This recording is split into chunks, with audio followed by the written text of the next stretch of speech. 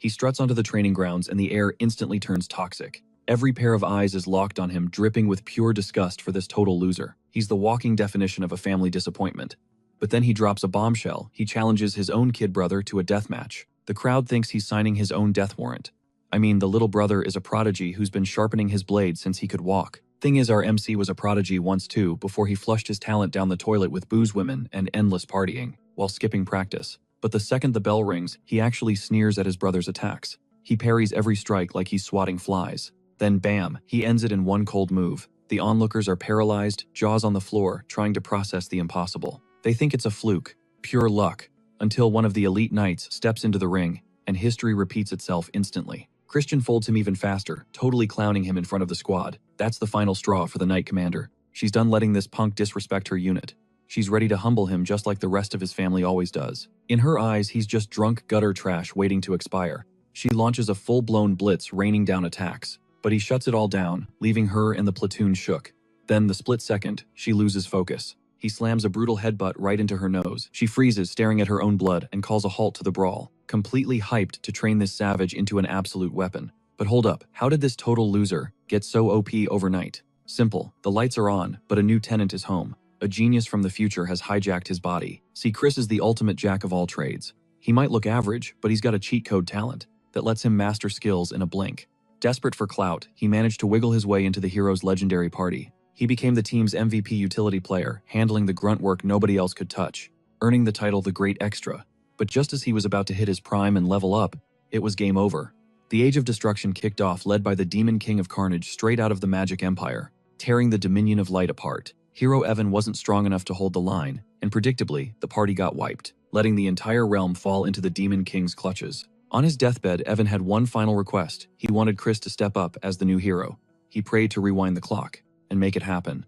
But Chris, he wasn't vibing with that hero complex. After a life full of grinding and suffering, death felt like a vacation, sweet freedom from the misery. Even if he got a respawn, Chris just wanted to be a rich Nepo baby. That was his last thought before he faded to black and woke up in the past. Boom, he's reborn as a young noble in the Magic Empire. Yeah, the exact same empire where the Demon King of Carnage came from. For context, the Dominion of Light is human turf, while the Magic Empire is crawling with demons, aka fiends. And luck would have it, he landed right in the Dark Magic clan, one of the 12 pillars holding up the empire. Matching his creepy name, he realizes he's jumped back 15 years.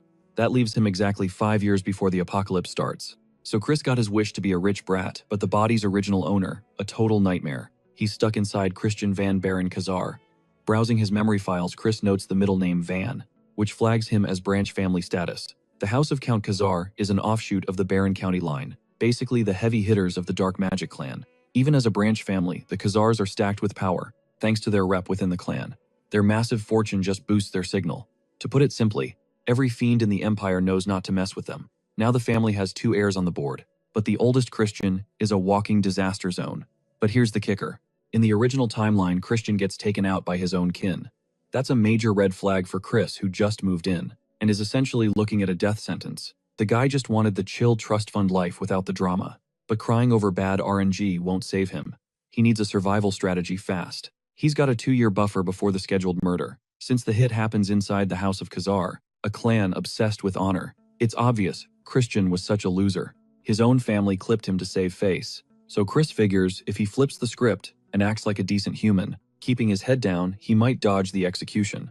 With the how not to die plan in place, Chris pivots to dreaming about blowing his cash on a luxury life, but reality is about to punch him in the face. Flash forward to the apocalypse. The Demon King of Carnage triggers an era of total annihilation, launching a war to sacrifice humanity and finalize Ragnarok. By the time the world woke up to the threat, it was already game over. Both the Dominion of Light and the Magic Empire were wiped off the map, casualties of the Demon King's ego. If Chris wants to keep breathing, he needs a strategy to halt this incoming doomsday. The Demon King isn't just a powerhouse solo act. He commands a massive legion of loyal fiends from the Magic Empire. The only way to stop this madness, Chris has to level up and surpass the Demon King of Carnage himself. He needs to seize the throne of the Demon Emperor and dominate the hierarchy of the Magic Empire. He has 5 years on the clock before the destruction begins, enough time to cook up a master plan. If he pulls this off, the entire Magic Empire falls into his hands. Cut to reality, Christian is getting absolutely roasted by his father for sneaking out while grounded. The patriarch can't stomach the fact that Chris dared to show his face. Without atoning for the humiliating mess he caused recently, Count Khazar drops a final ultimatum, making it crystal clear one more screw-up and Chris loses his head literally. The crushing, suffocating pressure from the Count forces Chris to tremble instinctively. He finally chokes out an apology, owning up to every mistake he's made. Chris is desperate to repair the bridge with Count Khazar, because he has to scrub away the trash reputation attached to Christian. It's the only path to his master plan. He keeps apologizing, hoping to crack the Count's icy exterior, but cheap words aren't cutting it. The Count isn't buying a redemption arc after the chaos his son caused. Internally, Chris is panicking, wondering what kind of insanity the original Christian pulled to destroy his father's trust completely. The rumors about this guy are so wild that Chris can't even pinpoint the latest scandal, so he plays the amnesia card. He claims the memory loss wiped the slate clean, so he doesn't recall the specific event that enraged his dad.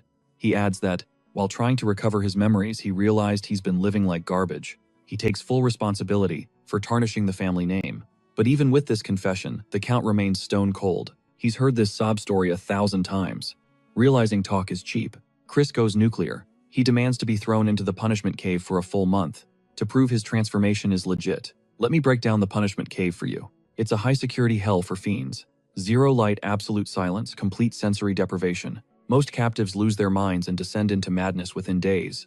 Knowing this, Count Khazar doubts Chris could survive a few hours, let alone 30 days. Chris calculated the risks, but this suicide mission is his only shot at earning his father's trust. He's all in. Count Khazar, having heard Christian make empty promises before hesitates. History says this ends in disappointment, but he decides to entertain this final gamble. But there's a catch. If Chris walks out of that cave the same loser he walked in, he's exiled from the clan.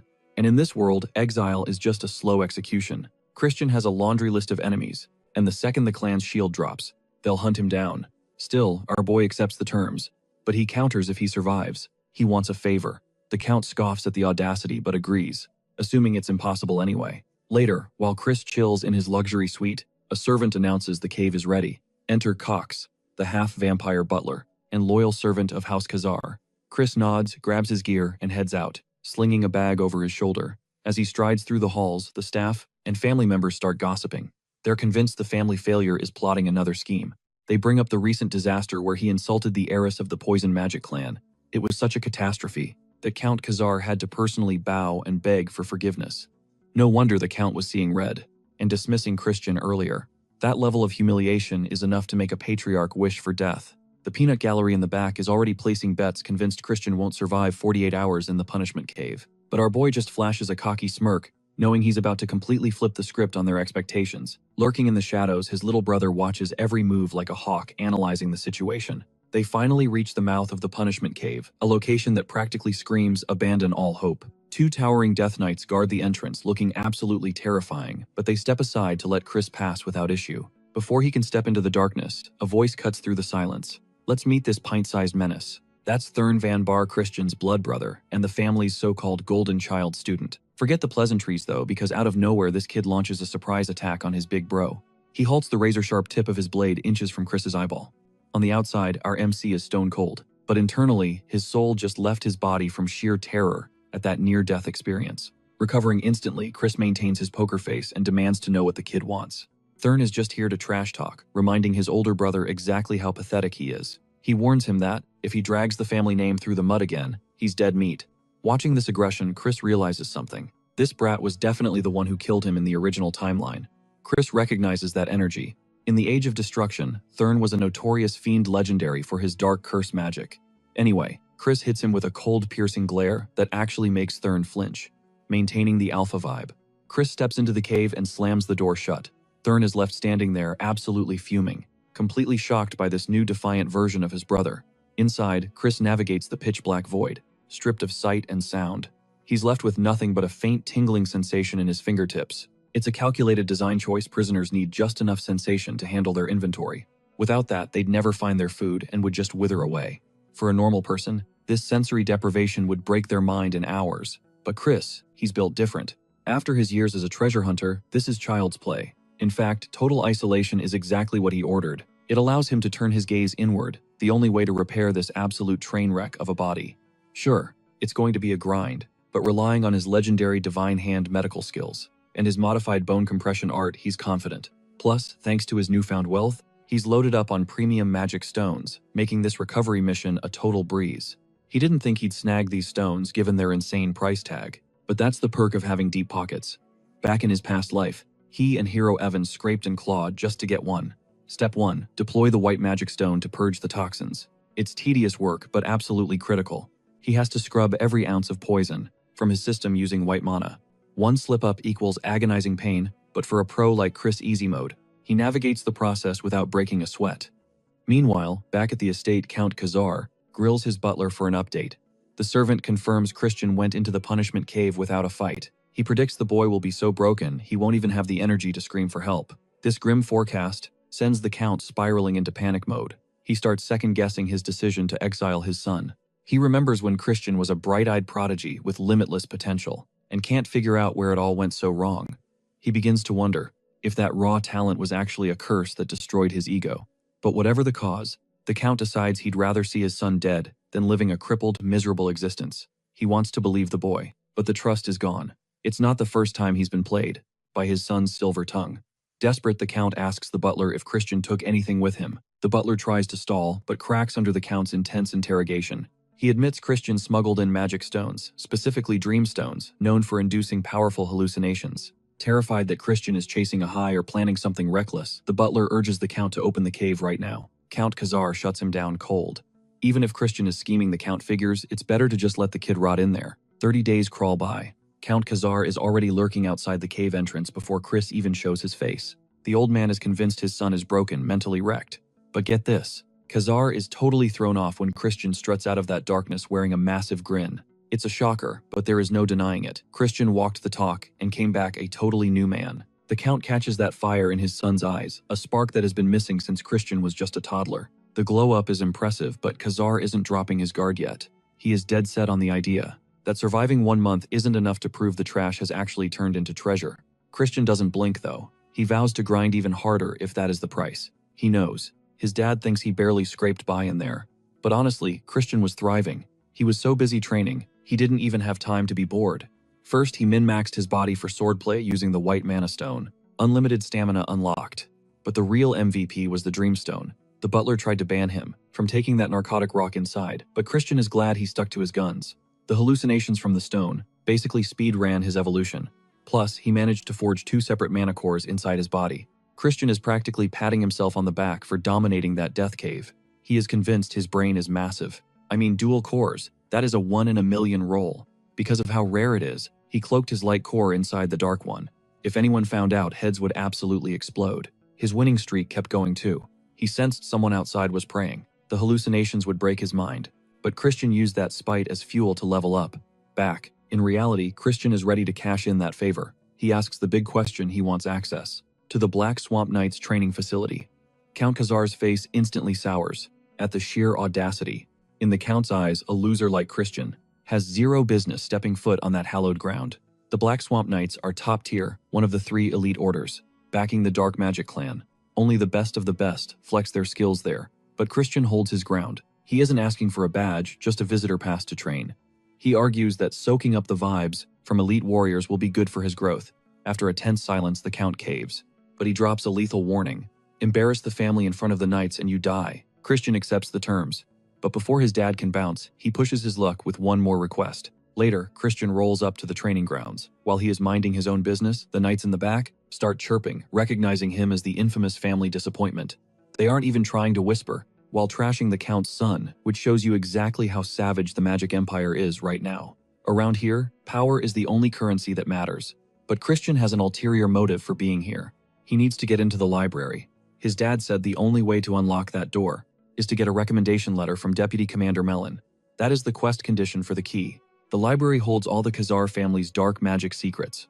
To learn the craft, Chris has to get inside. Chris is fine with the quest, but he is confused why a clan VIP needs permission slips. Then his dad reminds him about that time Christian pawned off legendary spellbooks on the black market. Yeah, even Chris has to admit, his past self was absolute garbage. The good-for-nothing label was totally earned. So now, the mission is securing that sign-off from the deputy commander. Suddenly, Chris's little brother Thorn is on the scene. The kid doesn't waste a second before roasting his older brother with some colorful insults. Naturally, Christian finds dealing with this brat a total drag. But as he processes the situation, A smirk creeps onto his face. This might actually be the opening he needs. Thorn struts up, demands he turn around and get lost. He tells Christian not to waste the second chance he barely survived inside the punishment cave, but Chris stays sassy, making the little brat flinch by dropping the bomb that Dad was the one who gave him the green light to be here. Right then, suddenly a major player stomps onto the scene. Her death stare is sharp enough to slice steel, and she makes it crystal clear. She absolutely despises seeing Christian here. Count's permission slip, totally irrelevant to her. Just so we're clear, this terrifying powerhouse is Deputy Commander Melon. She is radiating intense 4-star dark energy, trying to crush Chris and send him running home to mommy. But let's be real, it takes way more than that to rattle our MC. The crowd watches stunned as Christian stands there stone cold against her aura. Even Melon flinches, realizing just how unbothered, almost psycho he looks. Christian casually says hey and kicks things off. He owns up to his trash reputation and knows nobody trusts him, but he is ready to show everyone he deserves a spot on these training grounds. Christian drops a bombshell. He wants to fight one of the warriors, right here, right now, to prove his worth. Obviously, Deputy Commander Melon laughs it off thinking he is just clowning around.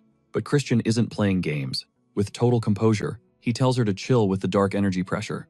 Then he humbly requests a straight-up fistfight. Claiming his mana is fried from years of partying and being a degenerate, Melon actually considers it. Even in a duel, damaging the family heir is risky business, so she double-checks if he is seriously ready to throw hands with zero magic. Christian stays cool as a cucumber, announcing he wants to pick his victim, his annoying little brother Thurn.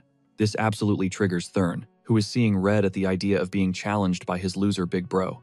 Even Melon thinks Christian just signed his own death warrant. She warns him to pick someone else, since Thurn is already a legit 2-star user. For context, hitting 2-star at 13 years old is insane unless you are a prodigy. Most people, whether they are 13 or 23, cannot even dream of that power level. But as we know, Christian is built different. He stands his ground, insisting he needs to fight someone out of his league, because that is the only way to silence the haters. Beating Thurn is the perfect power move. However, he drops a taunt, unless of course Thurn is too scared to fight his own flesh and blood. Thurn instantly takes the bait ego bruised and accepts. Moments later, they square up in the center of the arena. The other warriors form a ring hyped to watch Thurn wipe the floor with Christian and humble him. Before the violence starts, Christian clarifies the win condition.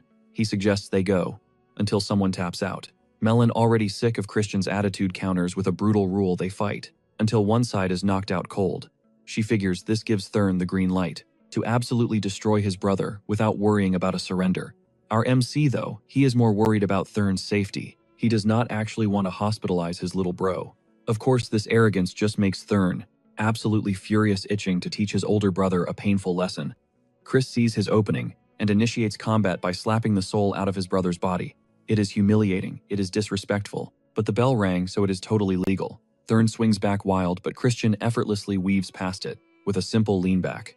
Honestly, this match is practically rigged, but not how you think. As a 0-star scrub, Chris should be dead meat against a dark energy user. But take away the magic, different ballgame. Thurn's sloppy technique leaves him wide open, and Chris delivers a brutal knee smash straight to the gut. Chris is dominating this brawl because he has lifetimes of combat experience downloaded into his brain. Plus, if you count the secret light powers he unlocked in the punishment cave, he is technically hitting 3-star levels. So yeah, the brat never stood a chance. Thurn is looking totally wrecked after that combo, leaving the audience completely shook.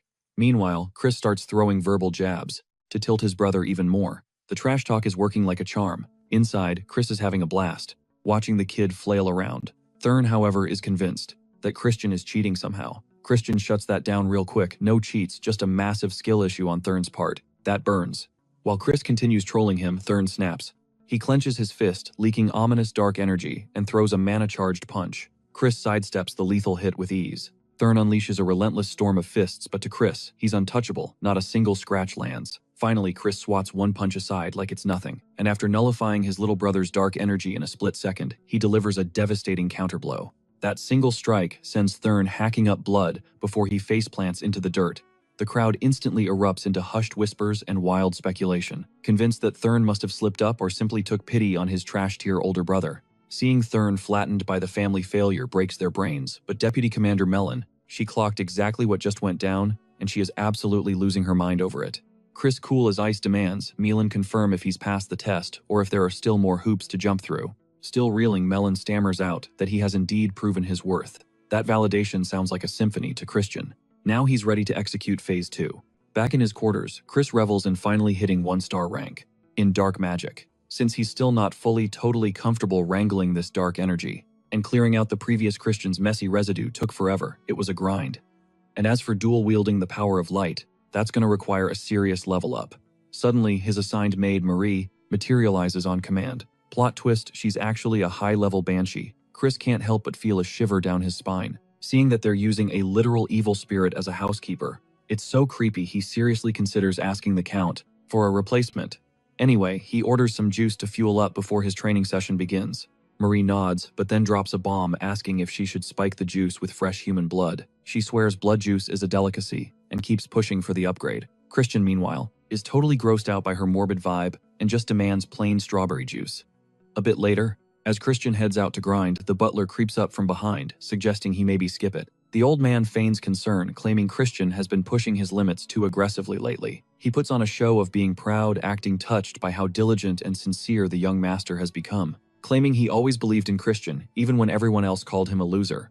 Christian, however, sees right through the snake's hypocrisy. He shoots the servant a death glare, rejecting the fake validation. The butler scrambles to apologize, realizing he overstepped, and quickly retreats. But not before wishing Christian a good session. Chris gets a major bad vibe from that guy, even if he can't quite pinpoint the issue yet. Later, walking the grounds, he notices the shift. The way people look at him has become softer, submissive even. He realizes this is the perfect chance to win them over. Little by little, gotta strike while the iron is hot, right? He drops his gear and starts running sword drills. A lurking fiend spots him and sprints straight to Deputy Commander Melon to report it. Hearing that young Master Christian is back at the training grounds, Melon's expression darkens. Her curiosity is piqued. She can't deny how clean his movements were during the duel with Thurn. Sharp, calculated. She's dying to know what Christian's endgame is. What truly rattled her cage was how he casually dissolved his brother's dark energy at the critical second. That level of skill proves he dominated that fight from move 1. If that's true, he might possess the raw talent to rival Lord Eshed de Baron, the main family's golden boy. But then she remembers Christian is just a bastard who squandered his energy on a party lifestyle. There's no way he can bridge the massive power canyon, separating him from Lord Eshed. Melon steps outside, feigning ignorance of Christian's training. But the scene stops her cold. Christian has already flattened his opponent cannon. The spectators are jaw-dropped that he folded one of their own, a 1-star fiend. It's impossible to believe this outcast hit 1-star rank. Even Melon is stuck staring. Christian, however, is totally underwhelmed by these so-called elite Black Swamp Knights. Not a single one of them poses a legitimate threat. He loudly wonders if anyone here has the guts to actually fight. Naturally, the fiends get triggered instantly by the shade he's throwing. Furious at the disrespect, a massive fiend named Torin stomps forward to shut Christian up. Chris just smirks and beckons the big guy over.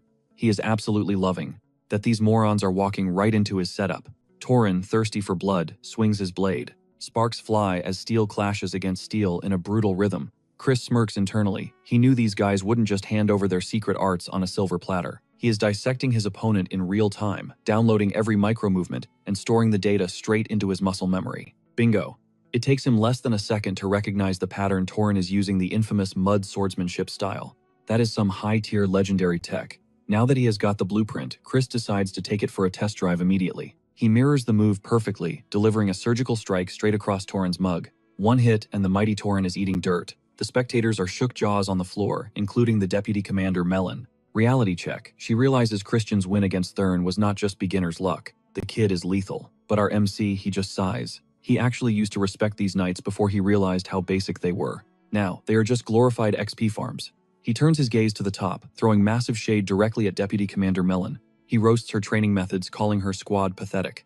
The sidelines go silent. Everyone knows you do not beef with Melon and live to tell the tale. Melon agrees. She is convinced these little wins have inflated Christian's ego to dangerous levels. But our boy is not just talking smack. He is ready to back it up. He looks her dead in the eye and issues a direct challenge. Hook, line, and sinker. She snaps, swinging her blade with enough raw force to literally vaporize the ground beneath them. She is fully triggered now, weeks of humiliation from Christian boiling over into pure, unadulterated rage. That shockwave was a warning shot, a reminder that she could delete his existence in seconds if she wanted to. Chris does not flinch. He casually admits she has got the stats to crush him in a no-holds-barred fight. But then he pulls the rulebook card. Technicality time using dark energy against a 1-star novice is a major violation. Since he is technically a weak 1-star, her overpowered magic is officially off the table. She has to fight clean. He proposes a nerf, wooden swords only. Melon, confident in her base stats, agrees to the terms. Even without her mana, she plans to shatter his legs into splinters. Enough talk, it is execution time. Fight on.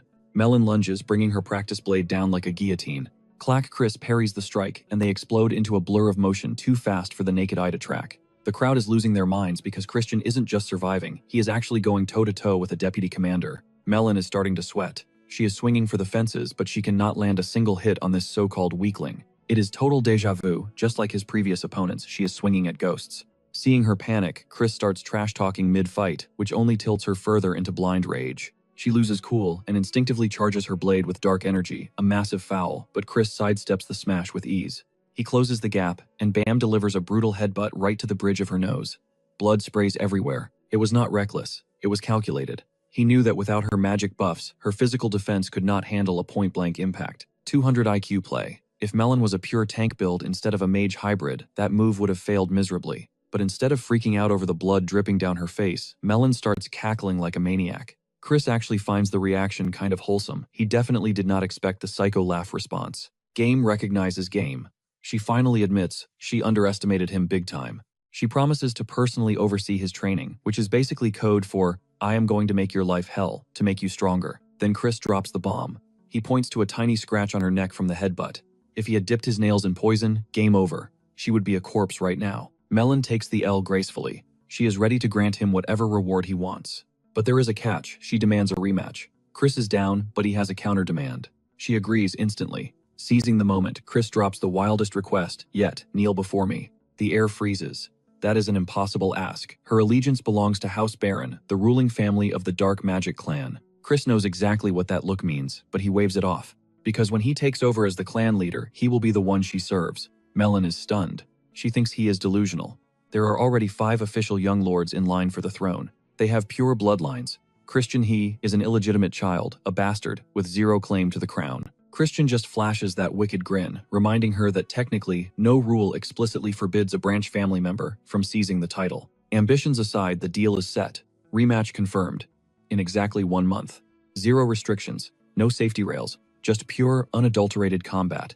And honestly, Melon is absolutely thriving on that idea. She's already picturing him eating dirt in a spectacular L. But Chris he just smirks and tells her to check her confidence at the door. Life comes at you fast after all.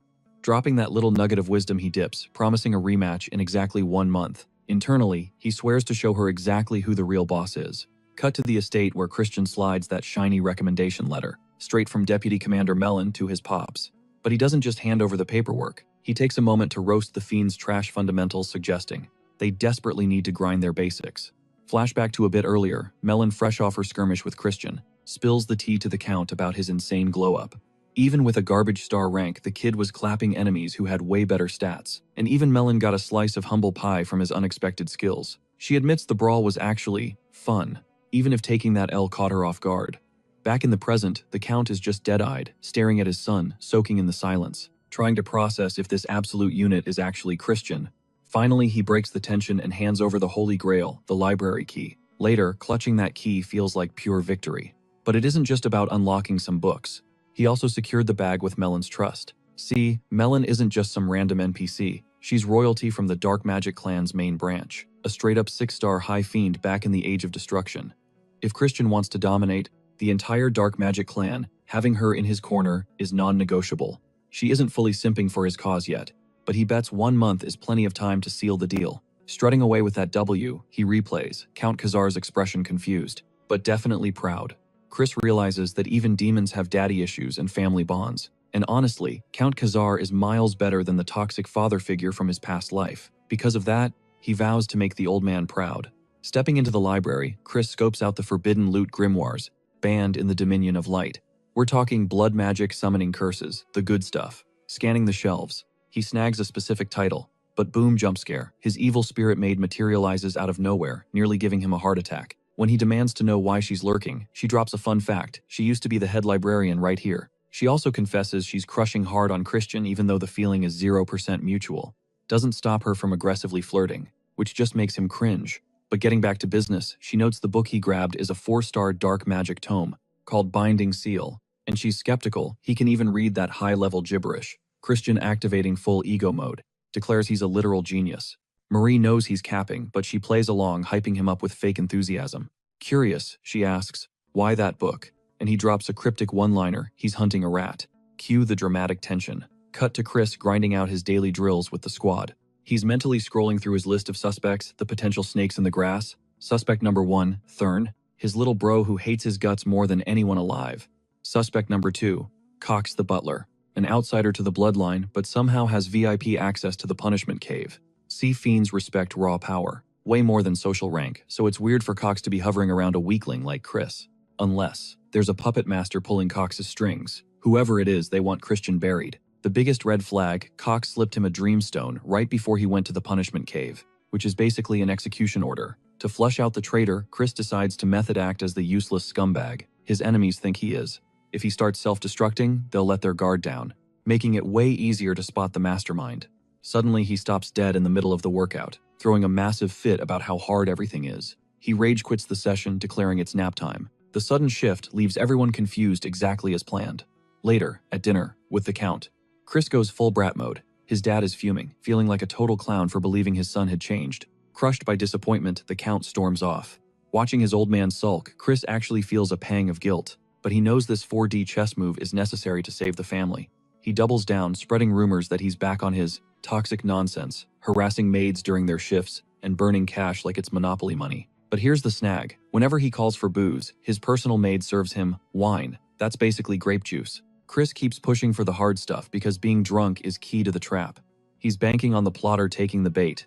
Will wants them to believe he's relapsed into being the total washout they expect. Then bam, he flexes absolute mastery over the binding seal spell. The move is so clean it catches even his loyal maid completely off guard, leaving her shook that he's already conquered the technique. But Chris doesn't hesitate to start gloating about his genius, a narrative he's been pushing since day one. He reveals the truth while he was out there, causing chaos. He was secretly grinding, studying in the shadows to master multiple spells. But before he can pop the champagne, his little brother Thurn busts into the room unannounced. Christian flips his mental switch instantly. In a split second, he morphs from a sober mastermind into a wasted, degenerate mess, perfectly playing the role of the loser.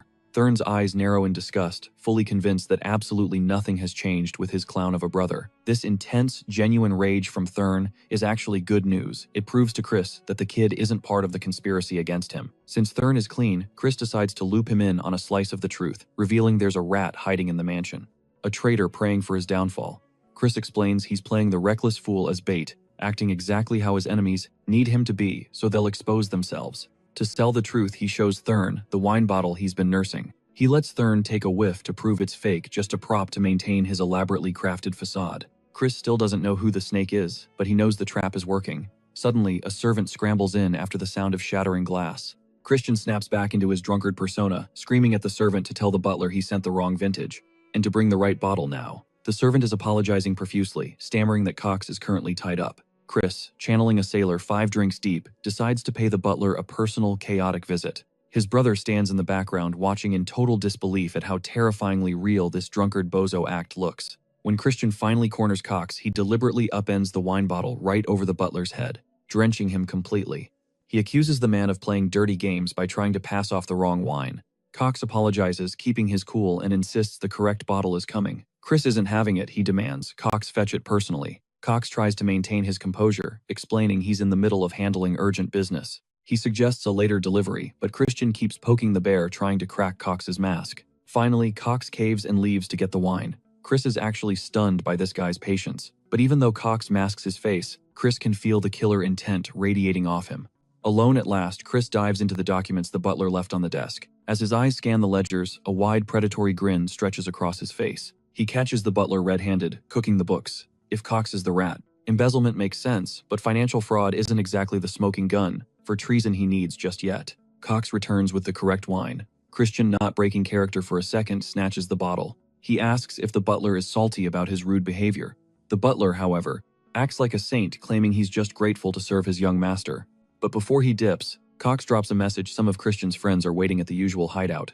Obviously, Chris has zero clue who these people are. Cox warns him to steer clear, claiming they're bad news. But that warning just makes it more interesting.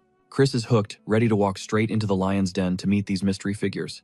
The hideout is stocked with a lavish feast. As Chris takes a seat, his eyes lock onto the terrified maid. She's pouring drinks. He can't help but roast these pigs for making the poor girl serve their fat selves. She hands him a glass and his instincts scream something is definitely off. Without missing a beat, he splashes the wine straight into the face of the tubby guy across the table. No warm-up, just action. He loudly accuses them of spiking his drink with something nasty. Before the situation explodes, he casts a dark magic spell to knock the maid out cold, sparing her from witnessing the violence he's about to unleash. The goons are paralyzed, stunned that Christian has unlocked such high-level dark arts. But before they can blink, he slams both culprits face first onto the table, sending blood flying. The heavy guy screams, demanding to know why he's being attacked. Chris answers by drawing a dagger he's done with the games and has zero tolerance for their lies. After a brutal interrogation, the skinny guy cracks, confessing they were just following orders. Orders from someone blackmailing them over a drug smuggling ring. Their mission was to frame Christian. The plan: pin a murder on him, specifically the murder of the maid. Chris presses the blade deeper, demanding the mastermind's name. The skinny guy starts getting cold feet, so our MC decides it's time to remind this clown who's actually holding the leash here. Cornered and shaking, the scrawny traitor finally cracks. He spills the tea. Cox is the mastermind orchestrating this whole shady plot. With their cover completely blown, both goons drop to their knees, begging for mercy and swearing to do absolutely anything Christian demands. Christian takes a beat, letting the silence hang heavy. Before agreeing to let them keep their heads on one condition, they follow his orders blindly, no questions asked.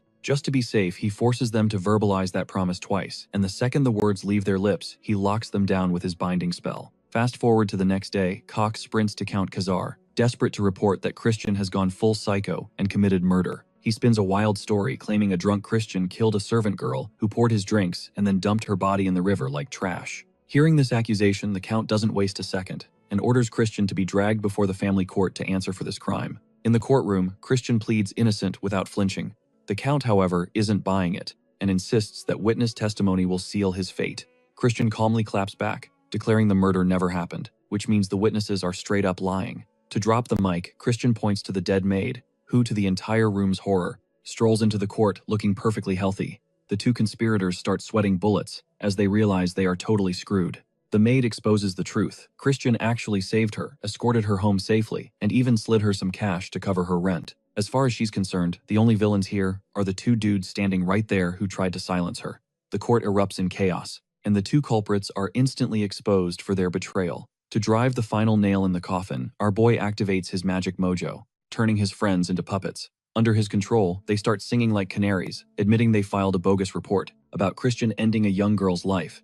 Even worse, they confess they were acting on direct orders from Butler Cox to frame the young master. Unsurprisingly, the butler goes into full panic mode, defending himself like a man fighting for his last breath. Which honestly he is. Chris already knew this snake would react exactly like this, so he's 10 steps ahead. He turns to his father and asks to borrow his authority for just a moment, claiming he has one specific question for Butler Cox. He vows that this single inquiry will separate the lies from the truth. His father gives the green light, granting Cox a chance to explain himself. So Cox is ordered to take the hot seat in the defendant's stand. Before Chris can step up to the judge's podium, his father warns him, abuse this power, and it gets stripped away instantly. Once Chris takes the judge's seat, he starts drilling into Cox, with the full weight of his borrowed authority. First order of business, he demands defendant Cox swear to speak nothing but the absolute truth. Cox, with zero other options, swears immediately, but the moment Cox repeats that oath a second time, our MC triggers the binding seal magic on him. The entire courtroom freezes, noticing the dark energy. They are completely floored, because there is no way in hell a mere kid should be wielding 4-star dark magic. Before we continue, here's the lore breakdown on this seal. Basically, our guy hacked the binding seal, so it works, even at a lower star rank. The catch: it has extra conditions. Chris needs the target to verbally swear twice. Now it all clicks. That's why he made Cox repeat himself, and why he forced those two goons to promise twice before hijacking their brains. With the binding seal locked in our MC grills, this dirtbag about why he hired 2 hitmen to trash his reputation. The magic starts eating away at Cox's mind the moment he tries to dodge the question. He manages to tank the pain for a few seconds, but eventually he breaks, admitting he was following orders from someone else.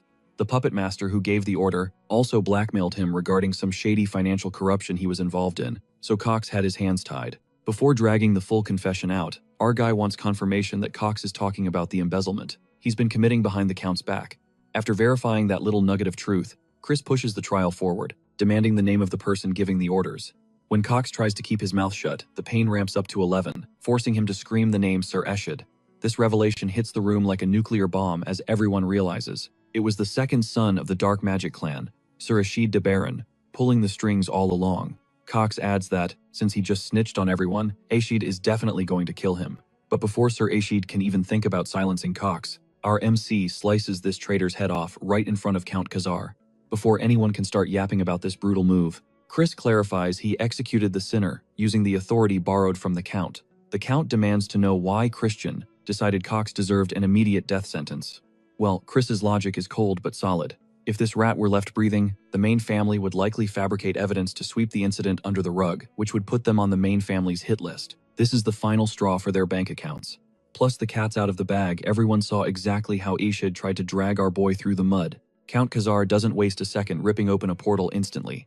Father and son vanish, stepping straight into the family's secret training grounds, to talk away from prying eyes. The courtroom was way too crowded for this conversation. As far as the Count sees it, Ashad is only stirring the pot because of the throne. The old man isn't stupid. He knows backing the right heir is the key to unlimited power. It makes total sense that Ashad is shaking in his boots right now. But here's the kicker. With the current board state, the Count is betting on the first young lady, since the First Lord is a total wash. And boom, Chris drops the bomb. He nominates himself for the crown. He's throwing his hat in the ring for successor. Khazar almost laughs in his face. He shoots it down immediately as a pipe dream, but Christian hits him with the rulebook. Any branch family member can take the throne, assuming they've got the skills to pay the bills. Dad, however, thinks that's just a technicality that never happens in real life. A takeover like that, unheard of in their clan's history. But Chris claps back, pointing out that Ashad clearly sees him as a threat. Otherwise, he wouldn't be trying so hard to delete him. The Count has to admit, sure kid, you were a prodigy back in the day, but Ashad is miles ahead of you right now. Chris isn't having it though. He believes he's already closing the gap, and to hit the gas pedal on his leveling, he needs his dad to pull some strings and get him a slot in the sacred dark right, happening in 2 months. The Count raises an eyebrow, reminding him you need to be at least 2-star to even look at the right. Honestly, that's the least of Chris's worries. He swears on his life he'll hit 2-star in 60 days flat, begging the old man to just sign the paper. With that kind of conviction, the Count has no choice but to fold. Cut to later, where the manor staff is, gossiping like crazy about the young master's transformation. Word on the street is that the Count is personally overseeing his grind. And this isn't just exercise, it's a routine so brutal that even veteran knights would tap out. We smash cut to our MC absolutely shredding obstacles with his fresh sword arts. Watching from the sidelines, even the Count is floored. At Chris's learning curve, he's mastering in days what takes others years. But the jaw-dropping moment comes when Chris unleashes a combo on a dummy, dismantling it piece by piece. Turns out he remixed the mud swordsmanship with black side sword energy, cooking up an ult capable of slicing cleanly through defenses that normal mud techniques would bounce off of. The Count practically has a heart attack seeing this. Usually, dual-wielding techniques like that messes up curse casting, but Chris makes it look effortless, barely an inconvenience. Fast forward 15 days and our boy is face-planted in the dirt, completely gassed. He can pull off god-tier sword magic, but simple cardio is wrecking him. And there's no cheat code for this part, because stamina has to be built the hard way. While he's wheezing for air, Deputy Commander Melon spawns out of thin air. She's just dropping by to troll him about their upcoming duel. She's practically counting the seconds, until she can beat him up again. Even though he's grinding, she thinks his efforts are cute but useless against the massive level gap. His fantasy of making her kneel, yeah, that's staying a fantasy. But Chris isn't blinking. He's dead set on making it real. She digs the killer instinct, so she gives him props before bouncing, telling him to bring his A-game, if only to keep her entertained. Let's break down the stats. Melon is an upper 4-star. Each stage has 3 tiers: lower, middle, and upper. Chris is sitting at upper 1-star, which means he's getting stat checked hard. But our guy has a strategy to bridge the gap. He's a loaded Nepo baby now, and he's gonna pay to win. Later, he links up with his evil spirit maid Marie, who is looking absolutely snatched. Since they're heading out, she dressed to the nines. She's definitely treating this like a date. Christian shuts that down immediately. He didn't invite her, he just told her to pack his luggage. But with Marie's yandere vibes, the guy can't catch a break. He literally begged his dad to fire this obsessed lovesick spirit and hire a normal human attendant. Dad just shrugged and pointed at the master-servant binding contract. Sad truth is, you can't control a high-tier banshee without the paperwork. And it gets worse. The fine print. If he ever wants to void this contract, he has to lock lips with Marie. But let's snap back to reality. Christian shuts her down again. He's heading into a crowd, and she is strictly uninvited.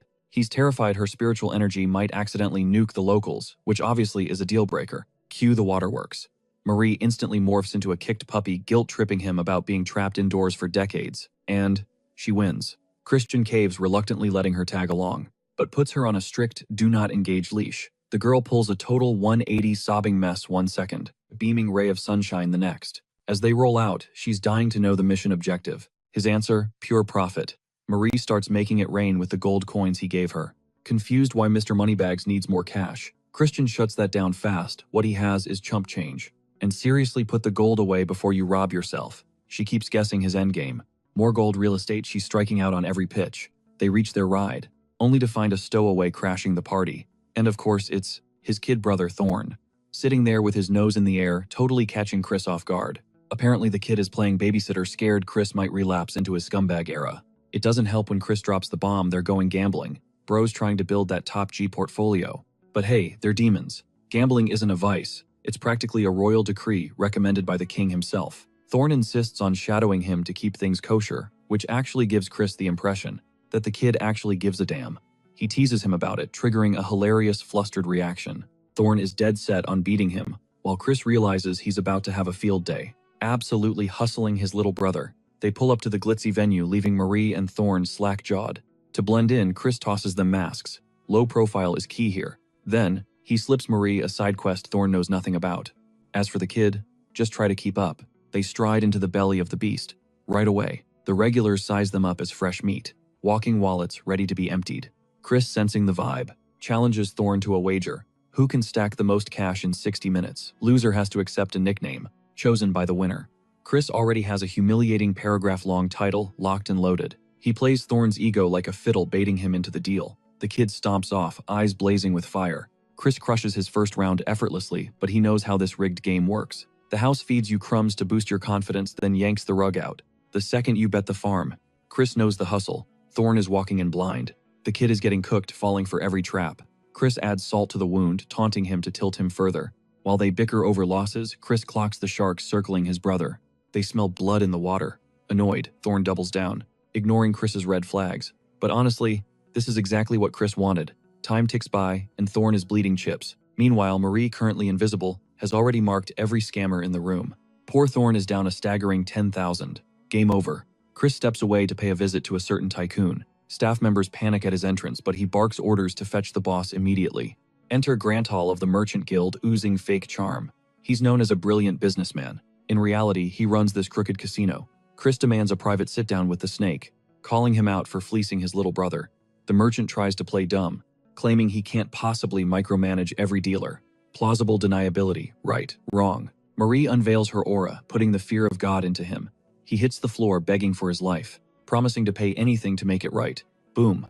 Chris has him exactly where he wants him, slapping him with a demand for 1 million rupees in damages. The merchant nearly chokes. They don't have that kind of liquidity. So Chris Generous drops the price to 200,000 rupees instead. The merchant's wallet takes a massive hit, but the deal is sealed. Finally, Chris drops one last request on the table. Smash cut to the loot hall. We are talking top-tier combat gear, and the main prize, the Holy Sword Grenade. This isn't just a shiny toy. It's a relic forged from the sacrifice of a hero's soul. A weapon of legend. Even after the hero fell to corruption, demons worshipped this thing. But now, it's rusting in a junk pile. It's abandoned, gathering dust, but Chris sees potential where others see trash. Before leaving, he tosses a pendant to Marie. She'd been eyeing it hard. He plays it cool, clarifying it's just a casual gift, no strings attached. Marie freezes. Since she kicked the bucket and came back, nobody's treated her like a person. This hits deep. Mission accomplished. Chris signals it's time to bounce. Marie responds with a smile so bright it's almost blinding. She excitedly promises him unlimited blood juice from now on, which sounds cute until the horror sets in. That strawberry juice he's been chugging. Yeah, it was already spiked. Chris is praying to every god that she's joking. Suddenly, Chris realizes he forgot a minor detail. His brother. Cut to Thurn, who got robbed down to his last penny. Thurn is holding 1 single rupee, screaming his lungs out.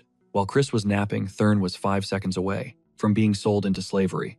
He was only saved because someone recognized his face. Chris yawns. He reminds Thurn that he lost the bet, so he better start using the correct title. Thurn's soul leaves his body. The terms of the bet flood back. He has to permanently address this. Scumbag sibling as Honorable King Emperor Majesty Big Brother.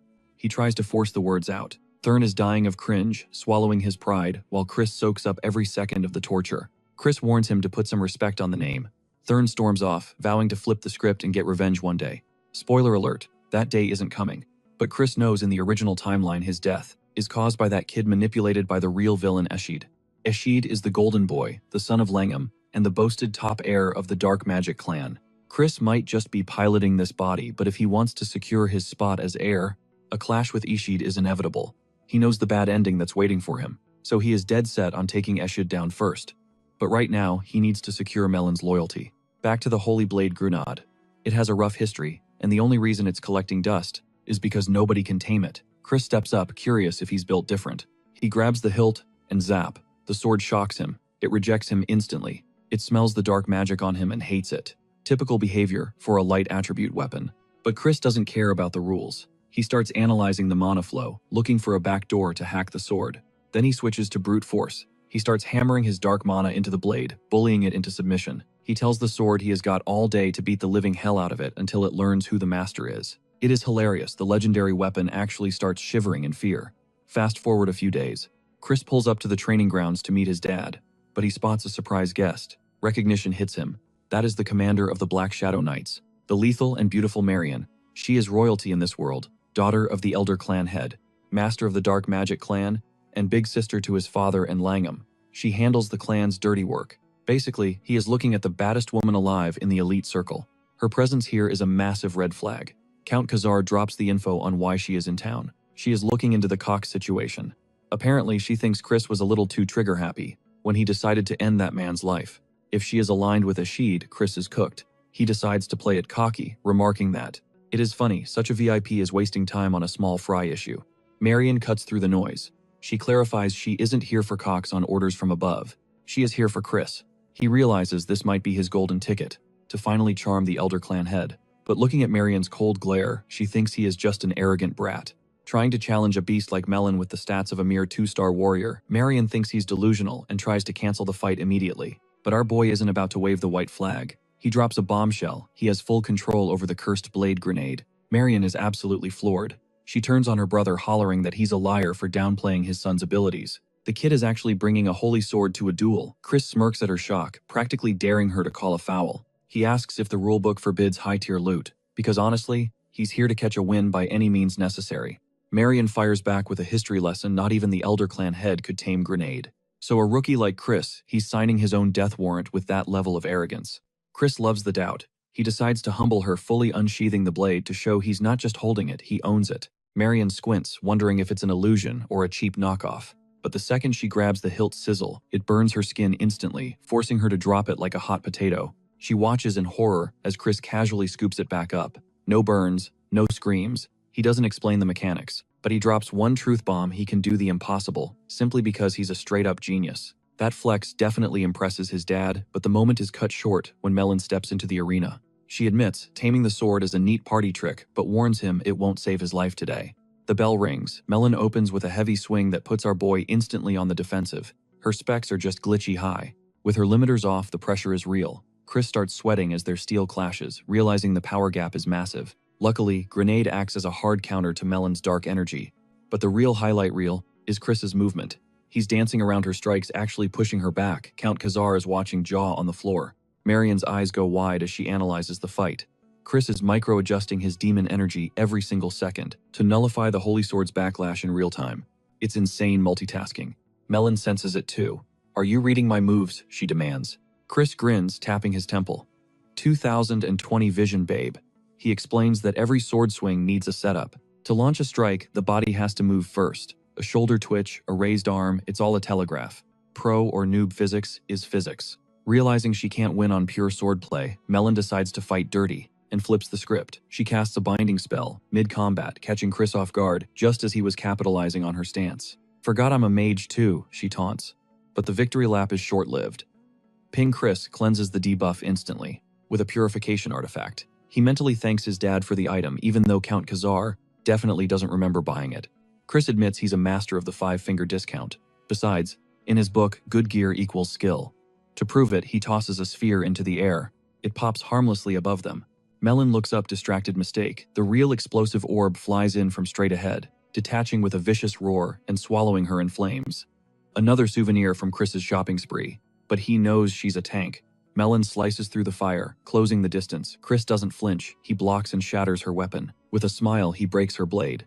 Count Khazar is practically trembling with excitement now. Melon walks out of the smoke, laughing like a total psycho. This is too much fun. The girl has gone full berserker mode. Marion is terrified to see her in this state, wondering how Chris survives the next hit. But Chris stays ice cold. He lets her wild attack slip past him by a millimeter, and counters. In a blink, his blade is pressed against her throat. Checkmate. Melon is shocked, Marion is devastated, and Khazar is awestruck. No salt, though. Melon bursts out laughing, realizing he orchestrated the whole fight to prove a point. He wants his prize. But he's chill. If she doesn't want to serve him, he'll respect it. Will there be more fights like this? She asks. Chris nods. Tons.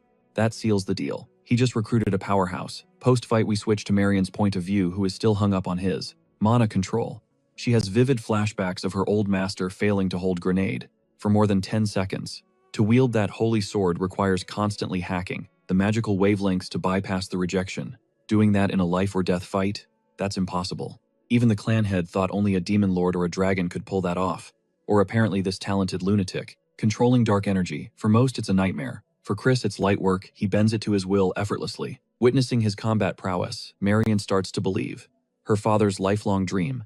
It might finally be within reach. Cut to the kitchen where the vibe shifts completely. We see a massive, terrifying orc chef, delicately frosting a strawberry cake. The chef's culinary game is top tier, but he pauses confused why the young master is slumming it down here in the galley. The mission, baking cookies. Chris has a specific target in mind for a sweet treat. His obsessive maid immediately spirals. Is this for a girlfriend? She's practically green with envy, until Chris shuts that theory down fast. The orc offers to whip up the batch, but Chris refuses. This has to be a solo project. Personal touch only. Splat mid-sentence, Chris gets tagged by flying strawberry pulp. These orcs aren't mixing ingredients. They're absolutely obliterating them. It's so violent, Chris wonders if that red splatter is fruit or actual blood. Scene change, Chris tracks down his great-aunt Marion. She's packing up to leave, but Chris catches her just in time for a proper send-off. You can tell she's touched by the effort. He hands over a beautifully wrapped box. Inside, those handmade cookies. Marion lights up, she wasn't expecting this. In the background, Count Khazar finally connects the dots. That random question about her favorite snacks earlier. It wasn't random. The kid is playing 4D chess with the details. When Marion finds out Chris baked these from scratch, she is visibly floored. One bite, and she's hooked pure culinary bliss. Chris watches her reaction like a hawk. That's exactly the validation he needed. Moved by the gesture, she insists on returning the favor. Ask for anything, she says. Bingo. This is the opening he's been baiting. He drops the hammer, he doesn't want items or gold. He asks her to be his true aunt, to treat him like real family, not just a blood relative. Marion pauses. She's sharp enough to know there's subtext here. Then it clicks. The dark rite ritual is coming up. This isn't just sentimentality. He's locking in her political backing for the brutal succession war ahead. But there's a snag. She can't grant that wish. The representatives of the main family stand in the way, and that complicates everything. We must be unbiased in the outcome that is their one and only rule, Chris argues. That he wasn't really looking for something like that. All he cares about is having a closer relationship with his aunt. Marion can't believe that this kid has no ulterior motives behind his words. He puts on an Oscar-level acting performance, with his adorable face pleading with her to help him out. Marion likes his forwardness. And knowing that he baked delicious cookies for her, she's taken a liking to him. She requests more cookies from his side, on her next visit. Seeing their relationship blossom like this, Count Khazar wipes a tear off his eyes. Chris is out here really trying his hardest, telling his aunt he's gonna mess up the taste if she doesn't assist him when needed. Marion smiles, addressing the boy, and finally offering him a chance to join the Black Shadow Knights. She's already accounted for his skills for his battle against Milan, and there's a great potential resting inside of him. Even greater than the elder clan head. But before he's able to bring out that potential, his rivals will pose him a lot of trouble. Marion is worried about that dark future, while Chris reveals that he's okay with dying as long as he's able to conquer the obstacles in his path. Despite her invitation, Chris is confident in his victory, and assures her he'll win. This kind of confidence is almost detrimental from her perspective, but she knows that he's an exception, and might be telling the truth. That's why she can't stop him. Marion mounts her horse, and offers the boy a final piece of advice, strongly warning him against the first young lady. Julian appears to be the gentlest of them all, but Marion deems her a greater threat than even Ashid, and claims that he'll understand why soon enough. Chris appreciates her advice and bids her farewell. The scene ends with Marion gaining a positive view of her nephew as she returns the farewell. Back in his room, Chris is in a state of contemplation. Marion and his father were both competent 6-star level warriors, but he's yet to hear much about their contribution during the Great War or what role they served. The Magic Empire boasted many combatants, and he guessed that the number would at least be enough to give the forces of light serious trouble. However, he isn't looking for a repeat of his past. For now, he is compelled by the desire to become even stronger. In the next scene, he shares a meeting with his father, who called his boy for a talk. But to his utter shock, he couldn't believe that Chris had already reached 2-star level. The kid has grown to that level in a month's time. Chris is acting casual, reminding his father that he's built differently. Returning to the topic at hand, he wonders what's up. Count Khazar reveals that the main house has contacted them, and that he told them about the participation of both Thurn and Chris for the sacred dark ritual. Unfortunately, only Thurn was approved to join the competition, and it's because of Chris's terrible reputation of wasting their family's wealth and engaging in all kinds of heinous acts. The allegations, or more like straight facts in this case, are hitting our boy like a Mike Tyson uppercut. He gets launched to the ground and is at the verge of death when his father oddly voices support for his son. Chris gets up and asks if Langham was responsible for the main decision, but as it turns out, it's someone else's hand at play. Both father and son realize that it's the working of Lowen de Baron. Lowen is the direct descendant of the main house and the main celebrity of the ceremony. Let's explore what the Holy Dark Ceremony is truly like. It's a ritual where certain candidates share a special kind of darkness extracted from the dimensional shadow. Since the amount is limited and can only be shared to a certain extent, candidates are supposed to brawl it out to vouch for their competence. This also means that the more powerful candidates end up with the most amount of darkness as a consequence. That is the key to becoming the family's heir or the prince. In this case, Lowen's victory will make him the 6th prince, and if that happens, Chris's plans will be shattered. Count Khazar emphasizes that he'll speak to them once more, and they can always use Marion if something happens. But Chris stops him, believing he's more than capable of handling this situation. Khazar grabs his shoulder, acknowledging the boy's talent. However, he wants to support him this time, a gesture that the kid really appreciates. However, this kid is a bratty scoundrel who has his own ways of doing something, and he makes an ugly, villainous face just to prove his father a point. The boy questions if Count Tyreman's family is also participating in the ceremony. Turns out the 3rd son is indeed a participant, and that kid, who was even more of a lowlife than Chris, ended up vouching against his participation. Seeing his father's temper tantrum, Chris is realizing that his father really loves his children. Apparently, he tells him to calm down as he intends to make his haters eat their words. He knows that the Tyreman family hosts the Ebony Hunt event, so he's just going to become a participant of that hunt. The scene cuts to Marion returning to her lord. After completing her mission, she speaks highly of Chris, much to the Elder Clan head's surprise, who remembers the kid being a fool and nothing more up until this point. Of course, Marion believes that he has changed quite a lot, so the Patriarch proceeds to ask if the boy meets the qualifications to fulfill his wish.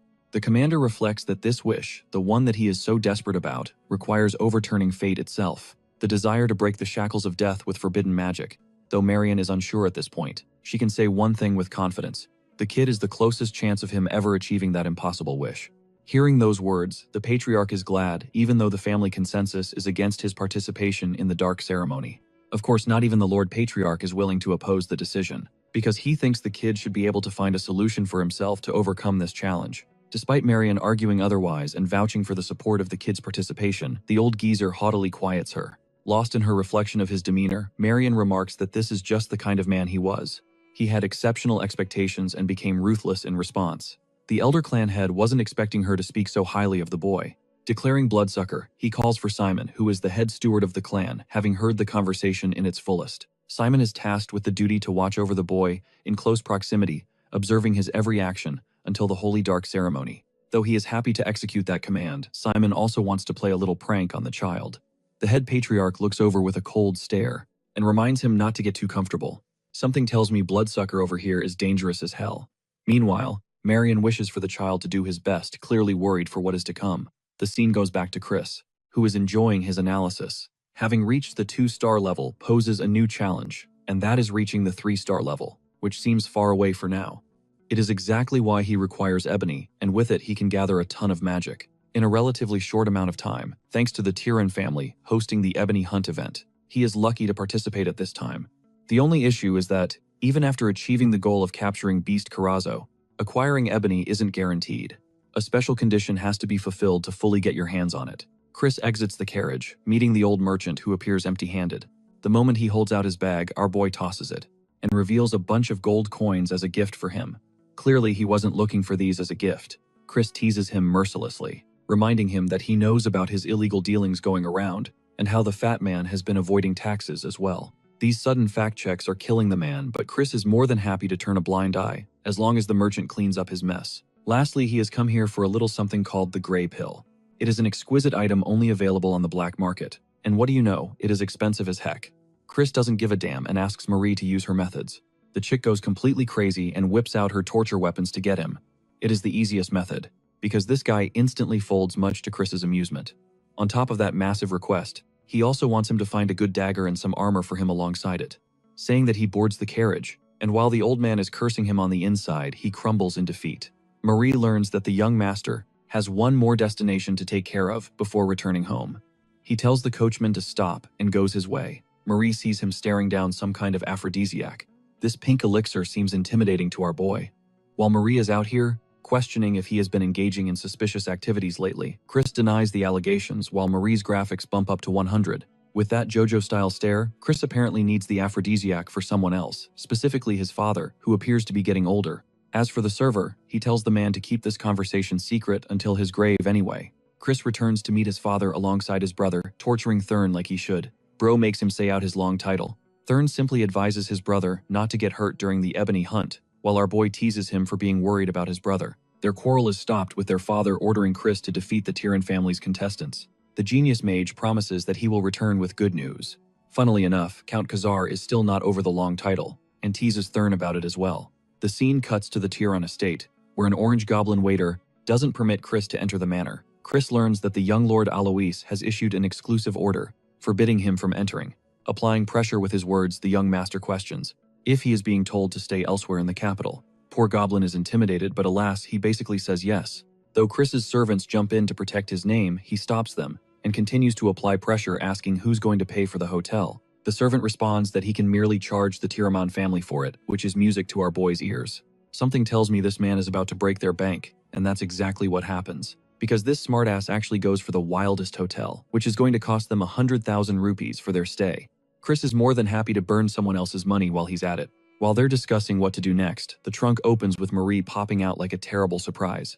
Chris wasn't expecting this outcome, and wonders what the hell's wrong with her. She ended up hiding in his luggage. As his most loyal maid, Chris is clearly annoyed when all of a sudden Alois the Third Prince roars at him for handing them a giant bill. Our boy treats him like a joke, despite Alois being the star of the ebony hunt for the year. Of course, Chris didn't just want to stay in any hotel, so he picked the nicest estate he could think of. He taunts Alois for being mad, especially when he's the one who issued that kind of order. Getting pissed, Alois unleashes a beast ready to throw hands right here and now. This creature is actually the Tiamat-style beast, with an ability to control magic different from the taming techniques. This technique involved the usage of dark magic to control beasts through fear. Certain feelings are instilled within the creature, and the process is complex, requiring time to master. Regardless, Chris doesn't give a damn, as he's more than happy to beat down the kitty cat. He asks Marie to whip out their own defense against a scary kitty like the one in front of them. In response, Chris prepares himself a damn staff, provoking Alois to come try him out. The enraged prince releases the intimidating creature to attack Chris. And I'm not gonna lie, he might have blocked that lunge just now, but that must have taken some serious balls to stand his ground. The creature actually knocks Chris aside, making him taunt the third prince for abusing numbers in a fight. He lays down a condition. The condition is simple: if he wins this battle, he's gonna join the ebony hunt as a bodyguard and not a driver. Man, Alois is too busy getting enraged. He mounts the creature and attempts to crush Chris in a single attack. The beast actually shatters the ground upon impact, but the human is nowhere to be found. Bro pops up from behind like a sneaky-ass ninja and beats the shit out of Alois with his wooden stick of destruction. After eating a good portion of his attacks, Alois gets even more agitated. However, this time, when the creature tries to charge up on him, it sees something. It is driven back by the intimidating fear of death, looming over Chris, causing it to whimper away like a scaredy cat. Alois, now even more ashamed, doesn't know what's going on. The funny thing is, all Chris had to do was chalk up an illusion spell to fool the creature, but he thinks it works like a charm against silly creatures. The third prince refuses to bow down and conjures a second beast in its place. This time, it's a horse. Chris is unafraid and lectures him on an interesting tidbit regarding punks. Then he lunges forth sharply, knocking his fucking ass out with a single strike. Chris completes his sentence, emphasizing that he isn't gonna wait the entire fucking chapter to end, just to let his opponent whip out an ability. Bro really said this isn't Dragon Ball Z, and you ain't Goku turning Super Saiyan 3. The indulgent young master is enjoying a gambling session shortly afterwards. Yeah, apparently this is his way of resting, which is quite the expensive rest if you ask me. The scoundrel merely wants to enjoy honoring his name. Marie is okay with him doing whatever the heck he wants, so long he doesn't drink. Poor guy has to deal with ginger ale instead of alcohol, which is arguably a tougher battle than the one he had earlier. The servants of the Tyran family are baffled to keep an eye on this guy upon Alois's orders. Chris turns to offer them a chance to enjoy the game with him. After all, he did end up kicking their master's butt, so there's a good chance Alois won't be waking up until tomorrow. The offer seems tempting, but his servants are loyal to Alois, so they decline him. Well, what ends up really happening is this guy getting fully knocked out, after indulging a bit too much. Bro is so out cold that even the servants think they shouldn't worry about him anymore. They're just gonna file the report and check in for the day. The funny thing is, this was his plan all along. Chris effortlessly manipulates them and wonders if they're about to move. He packs his stuff, telling Marie not to follow him, which, as you can expect, must be a really tough call for the freaky maid. Also, remember the aphrodisiac from earlier. She still thinks he's using it for himself instead of his father. Marie is ashamed that he's going out. To enjoy some time with the ladies, Chris is baffled by her lack of filter, because apparently she thinks in a singular dimension only. The scene cuts to the Kython mountain range, which is supposed to be the hidden domain of the Tyrion family. Demonic beasts run rampant here, which is why Chris is locating their hunting ground. He quickly finds it, and thinks the security is pretty crap, with only 2 guards protecting the place. Thanks to his invisibility magic that he learned from his stupid maid, he's able to go right past them without worrying about getting caught. Walking right up to the altar, Chris knows that this is where the accumulated darkness reaches its climax. The place is just as spooky as he thought, but now he has to think of a way to gather the darkness. Recalling his conversation with a damn furry, he remembers that the goal is to make Corazzo take its own life. The beast must be driven to extreme fear, to the point it sees death as its only way of escape. In the conflict that will follow, a feeling of terror and joy. A perfect moment will arise where light will transform into darkness. It's also the reason Tyrion controls beasts, through their darkness hunts. Right now, Chris's true goal is to steal their secret technique, and allow the mix of aphrodisiac he obtained to send Corazzo into a forceful frenzy. Then, he'll steal the darkness for himself. But unfortunately, he doesn't have enough time to master the technique, so he tries for an alternative way. Suddenly, Chris feels a terrifying presence, causing him to jolt back and wonder if there's someone around. But surprisingly, no one is there. He is drawn to an empty cave, which upon entering, he feels an incredible force of malice greeting him. This ominous place has a high-level dark magic barrier cast all over it. To his shock, what he is witnessing before his eyes is the Rift of Gehenna. Gehenna is actually the domain of the demons and fiends, and it is all kinds of scary. It's the one place connecting to the human realm, which leads to an interesting idea. Chris could actually force Corazzo to this place, using his perfect aphrodisiac, serving as the bait. Convinced of this method, he thinks he's got what it takes to fulfill the hunt. But as he's turning around to leave, the bloodsucker pops out of the blue. Impressed and intrigued by the young master's actions so far, he was there to witness Chris's fight against Arlos, and his impressive manipulation against his servants. Now, the child was about to unfold an elaborate scheme too. It excited the Grand Steward to play with him. Thinking of a plan, Simon reaches out to grasp the Rift of Gehenna, which ends up leaking blood as a consequence. The Rift calls out for his name, dubbing him as the Betrayer. In a shocking plot twist, Simon makes his move. The day of the hunt is here at last. With Arlos representing the flag of his family, Chris talks some shit in his face for acting high and mighty despite getting his butt whooped. Arlos claps back by mocking him for bringing the unusable holy sword. But Chris thinks he should test the weapon's integrity by beating him with it. Their banter comes to a close when the third prince orders his team to lure Corazzo to the altar. He wants the guards and the mages to follow him. While this is happening, Chris is wary of the secret bat eyeing them down. He's happy to assist the bratty prince, and goes on to wait for the others at the altar. The mage is annoyed by him and asks him to sit around, if he's gonna act like a nuisance. Chris happily takes up on that offer, and freely goes away, causing the mage to get enraged. Arlos controls him, and emphasizes that they should focus on the hunt. Chris is told to guard the flag, like the scoundrel he is, which is the easiest task in the world. For now, as he's enjoying himself, he knows things are going his way. Also, he ended up acquiring the dagger and orb from Grantel. Just as planned, Chris observes Arlos and the mage busy with observation. He senses Corazzo's presence, as the beady-eyed beast arrives at last. From one look, you'd probably think this dumb animal is the cutest creature ever. Arlos is prepared, and releases the magic ritual to bind the creature. But despite his tampering, Corazzo only gets enraged instead of enticed under his command. The third prince didn't anticipate this outcome, and gets bitch-slapped into the ground. The mage rushes to check on his master. To make matters worse, he's been inflicted with poison, causing the mages to erect a defensive barrier immediately. But watching this battle from afar, Chris believes nothing will go their way, especially since he's already caused the beast to go wild using the aphrodisiac. Thankfully, Arlos had the antidote on him, but even he knows they're going to face some serious trouble, if this is what they're up against. The guards jump in to drive the creature back, but let's be real, they're not going to do anything against a giant enraged bird who tackles them away with its sheer size. Arlos is about to get slammed into the ground, and braces for impact, when suddenly Chris comes for his support defending against the attack. While at the same time savagely pinning Arlos to the ground, Bro tells him that he's pathetic, and that he's willing to help, as long as the third prince refers to him as a brother. Arlos is resistant until Chris entertains the possibility of letting this wild creature go on, unleashing its fury against the prince. The bodyguards are already down, and the barriers aren't working. Arlos, despite his ego, begs the scoundrel to help him. Pleased to hear those words, Chris happily swipes away the creature with the swing of his weapon. He then uses a binding spell, shocking Arlos greatly with his sudden usage of the technique. However, in reality, he was just using a mockery of the original technique. It was nothing more than a mid-level technique. The beast Carazo resists, but luckily Chris controls it exceptionally well. Arlos realizes what's going on. Chris fooled him and took control of the beast for his personal goal. He leads Carazo all the way up to the secret cave of Gehenna. The place instills the fear of death inside the creature until it reaches the golden state he was waiting for. Capitalizing on this opportune moment, Chris plunges his blade into the creature's body. By the time Arlos and his men arrive there, it's already done. The third prince is worried for their safety and emphasizes that they should leave as soon as possible. But Chris has no plans of doing so and shows them the ashen orb he acquired from the beast. Clearly, this wasn't what they were expecting.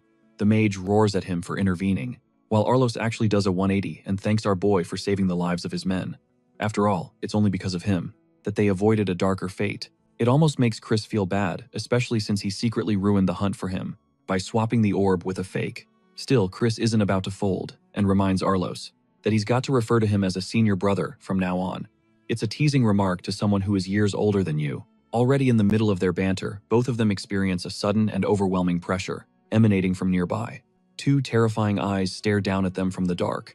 Chris knows that they're in deep trouble. The minute he lays his eyes on a demon of Gehenna, this giant monstrosity greets them with a scary face. And jumping to his protection, Arlos tells our boy to run away while he still can. I'm starting to like him a lot more now. That's a nice change. Taking note of the damn bat spying on them, Chris launches his blade aimed right at the bat, forcing a disruption to Simon's signal. He can't believe that the child noticed his connection. And now that his bat has been destroyed, he can't do anything in case things go wrong, not even after using his bloodline arts. Simon realizes he should hurry immediately or else they will all die. Back to the cave, Chris expresses that he despises being secretly spied on. The demon laughs, believing that it's a death wish for the boy. Recalling his battles during the Age of Ruin, Chris knows for a fact that this guy is at least at the 5-star level. This means he can't face ugly Sukuna over here, but he can do one thing. Arlos shouts at him for wasting his magic power. And since Chris's sleeping spell didn't work on him just now, Bro deploys the old-school method of punching the daylights out of him. With the prince unconscious, the demon entertains the possibility of a sacrifice being offered. The funny thing is, he's even ready to spare Chris for the tribute. Our boy tells him he yaps way too much and whips out the holy sword grenade. The demon is impressed, but he thinks it's pointless to take out a weapon that not even Chris himself can use. He unleashes his first attack, causing Chris to block it. But even as confident as he is, he gets overwhelmed by the attack to the point he's coughing blood. Things are looking really bad, and the considerate demon offers the boy a second chance to sacrifice his companions. But nah, this guy is a born savage, and plans to keep it that way as he spits in the demon's face. It's the closest fuck you without using any words. Chris frees himself and deploys the usage of the ebony, coating his blade in golden light. The demon of Gehenna is shocked that he's able to control the light, despite being a creature of the dark. Chris is happy that he's got the demon shivering already. The demon forces a powerful attack to annihilate Chris from where he stands. In response, our boy unleashes a powerful swing of his blade, cutting right past the sphere of dark and severing the demon's body. But even after expending this much power, Chris understands that his body is not yet ready to control it. He faints shortly afterward, recalling the move he used in his previous life, the Dead Sea Flash. The move he used just now is an ability inspired by the singular ray of light that rests above the Dead Sea. And despite using such a technique, his frame wasn't worthy of House Meyer. But he strongly believed in Chris's potential, believing that he would become the light to save their world. Now that's the definition of a true homie's confidence in you. Observing the boy's performance, Mafina, a higher being of the dark, and the first seat of the 7 circles of Gehenna intriguingly watches over him. Back at the estate, our boy finally wakes up, after being unconscious for 2 days straight. His body feels creaky, but okay. Luckily, the darkness he obtained is with him. He recalls hearing Mafina's voice right before he fainted, realizing he's getting himself into more trouble than he thought. In this world, the demons who were promising with their talents were often noticed by the high-ranking devils, who nurtured their growth with their blessings. But that's just a crappy way for the losers who simply cannot grow on their own. Or at least, that's what our protagonist believes. Also, he thinks Mafina can't be that high up, if she's from the 7th Circle's party. In any case, Count Tiraman, who looks like a Chad, unlike his son, mind you, personally comes to greet the boy. Chris gets up to greet the Lord properly, but he's told to rest. He tells them about the investigation team that was sent the other day. Their investigations revealed the tampering of some outside mage, but lucky for them, the demon was called back at the end. Still, they were lucky they weren't wiped out at that moment. Interestingly, Chris notes that they have yet to find out that he was the one who took down the demon, which is fair since no one would ever believe that.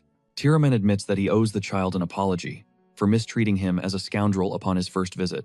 Secondly, he owes the kid a thank you and declares him a benefactor to their house. Chris plays it off coolly, acting as if he was acting right out of duty and for the sake of the greater good.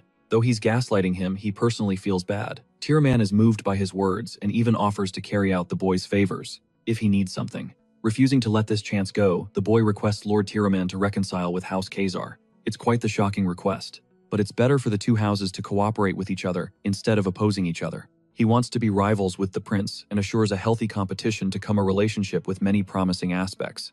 Lord Tiraman reflects for a moment, but Chris continues to hammer down his persuasion, recalling how their families only got into bad terms because of the main house scheming against them. Also, if the branch families ended up uniting, it would pose a clear threat to the main family, which is why this is their method of exercising control. Lord Tiraman wonders if the boy is requesting a rebellion against the main family, which would be dangerous coming from a kid. Chris quickly denies that and explains that they should simply behave as more than just pawns on the board. Lord Tiraman likes the boy for his deep analysis, while Chris wonders if he'd be willing to fulfill his request. Giving in, the man promises to contact Count Khazar for a chance of reconciliation. Things are going just as planned. Chris hopes to acquire more allies and eventually contest the Age of Ruin with a strong alliance. Lord Tiraman also smacks his son for staying all quiet in this pivotal moment. Arlos actually hands him the Ashen Shard for his deeds. He remembers being unconscious and held onto the shard for Chris when he woke up. Chris teases him for being grateful and takes advantage of Arlos's ego. The scene causes his father to let out a laugh, presenting a gift from his side as well. It's a summoning stone that can be used to summon a beast up to the tier 4 level. It's no joke. Chris even mentions it as a super rare item. Tiraman also intends to make a report to the Dark Ceremony to vouch for the boy's participation. Things are going swimmingly well for the protagonist who got everything he wanted. Both the father and son leave his room so he can rest. Finally, Chris turns his attention to the one spying on him and asks him to come out. The bloodsucker Simon happily makes his presence known, shocked that the boy noticed him, even when Lord Tiraman could not. The chief steward of the Dark Mage clan has been meaning to exchange pleasantries with him. He's one of Lord Noga's top men. Chris suddenly remembers that this bastard is the master of the Blood Shadow Corps. Let's talk about the Blood Shadow Corps for a moment. It's a maddened group of individuals who commit slaughter and terrorism without caring for consequences. These guys don't care if their enemies are the Empire or the Light faction. And their leader, he's an 8-star level demon who cracked into the 9-star level by the Age of Ruin event, becoming the 10th Demon King with his might. This same dude is the reason for their close encounters with death. As for Simon, he just so happens to be the legitimate blood son of the Demon King. Simon is impressed by the young master's performance so far and even reveals his knowledge of Chris wiping out a demon on his own. The revelation is shocking because he clearly killed the surveillance bat, and even then, this dude ended up knowing about what went down. Chris tries to feign ignorance, but the sharp steward isn't ready to let him mess around. He remembers visiting the cave where not even a single trace of the demon was left. This meant that reverse summoning hadn't been used, and it was Chris who dealt the final blow.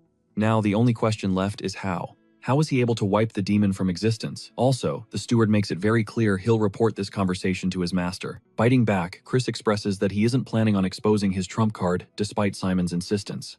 He reminds the bloodsucker that he wasn't going to let his secrets out just because of the elder clan head. Observing this side of him, Simon assesses that this boy is like a beast who likes to hide his claws until the end. He finds him even more amusing now. Even more, Chris catches him with his words. You see, there's just no way to tell the difference between erasure and reverse summoning, which is why Tiraman couldn't tell either. But Simon, for some reason, was so adamant in his certainty and use of full erasure. Chris wonders why. Chris finally drops the bombshell against the aggressor, revealing that it was Simon who summoned the demon in the first place, and he mused about the possibility of reporting the truth. After all, the incident did put multiple noble families in harm. Realizing he's cornered, Simon assumes full responsibility. But Chris is fine with not reporting the truth because he's playing the long game of keeping the chief steward in debt. The bloodsucker sharply notes that he's making a deal and gleefully admits that he's done an act of mercy. He vanishes, hoping to meet him again. Though he left, Chris understands that this guy is one of the main variables for the Age of Ruin event. That means he's got to have a good relationship with him so that he bears the capacity to alter the dark future to come. I don't know about you guys, but I'm really loving the main character's actions to fulfill his future plans. Every action is intentional. Marie is finished with their preparations to head back to the main estate. He's surprised to see Alois greeting them to ask if they were about to leave. Policing his title, Chris reminds him to use the word he gave him despite being 2 years younger than the third prince. Anyway, Alois actually came here with a warning. He remembers Chris dubbing them as family, so he thinks it's only right to share this information. Alois tells him to be wary of Lorne's schemes, as he was the main opposing force against his participation in the ceremony, especially since Chris is just a 2-star mage. Then there's the fact that the main family possesses the best elixirs and the strongest techniques, as well as the blessings from demons.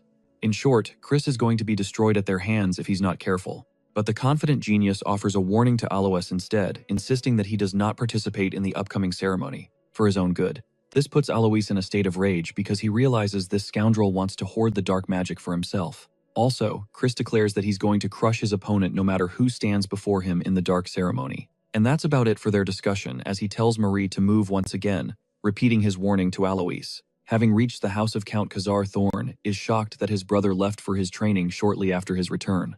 Apparently, he wants to be left alone until the dark ceremony ritual. Thorn ends up chasing after his brother. Funnily still addressing him by that long-ass title, he wants to duel him to uphold the promise. Chris is rather impressed by his brother's steady growth to reach the mid 2-star level, though he wants to decline in favor of his training. Chris remembers that his brother was also going to participate in the dark rite ceremony. He recommends postponing the duel until the end of his training session, and promises Thorn that he won't delay it any longer. Agreeing to the compromise, the kid brother leaves him with an impression of stubbornness. It reminds Chris of a certain person he knew in his past life.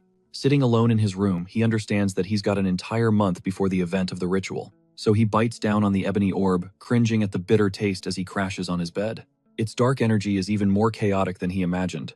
But to his amazement, he also senses a glimmer of light energy. From within the orb, he wonders if the Karazo beast's emotions made an impression on the orb. He also realizes why the demons have a hard time absorbing the ebony orb. Still, that didn't matter to him as long as he could become one with the light force. Normally, demons wasted this kind of energy, but he wasn't planning on letting an important resource go to waste.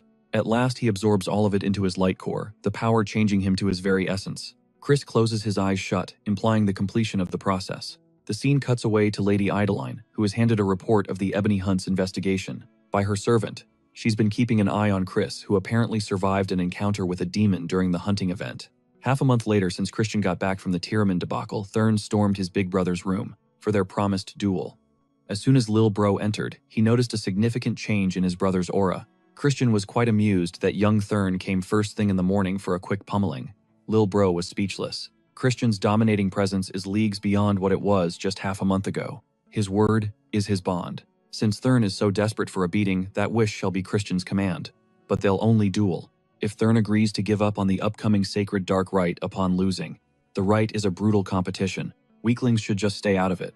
Incensed at being called a weakling, Thurn drew his blade. Since Lil Bro is blind to brotherly concern, Christian will just pound the lesson into him until he learns. Thurn charged forth with full confidence, only to get beaten so badly that he ended up bedridden. According to the healers, he will need bed rest for half a month, effectively ruling out this year's rite. Christian asked his dad for some alone time with Thurn, and the Count gave them the room for some brotherly talk. Right now, Thurn is pouting like an oversized baby, when he's the one so desperate for a fight. He asked why a big brother would hate seeing their little brother grow.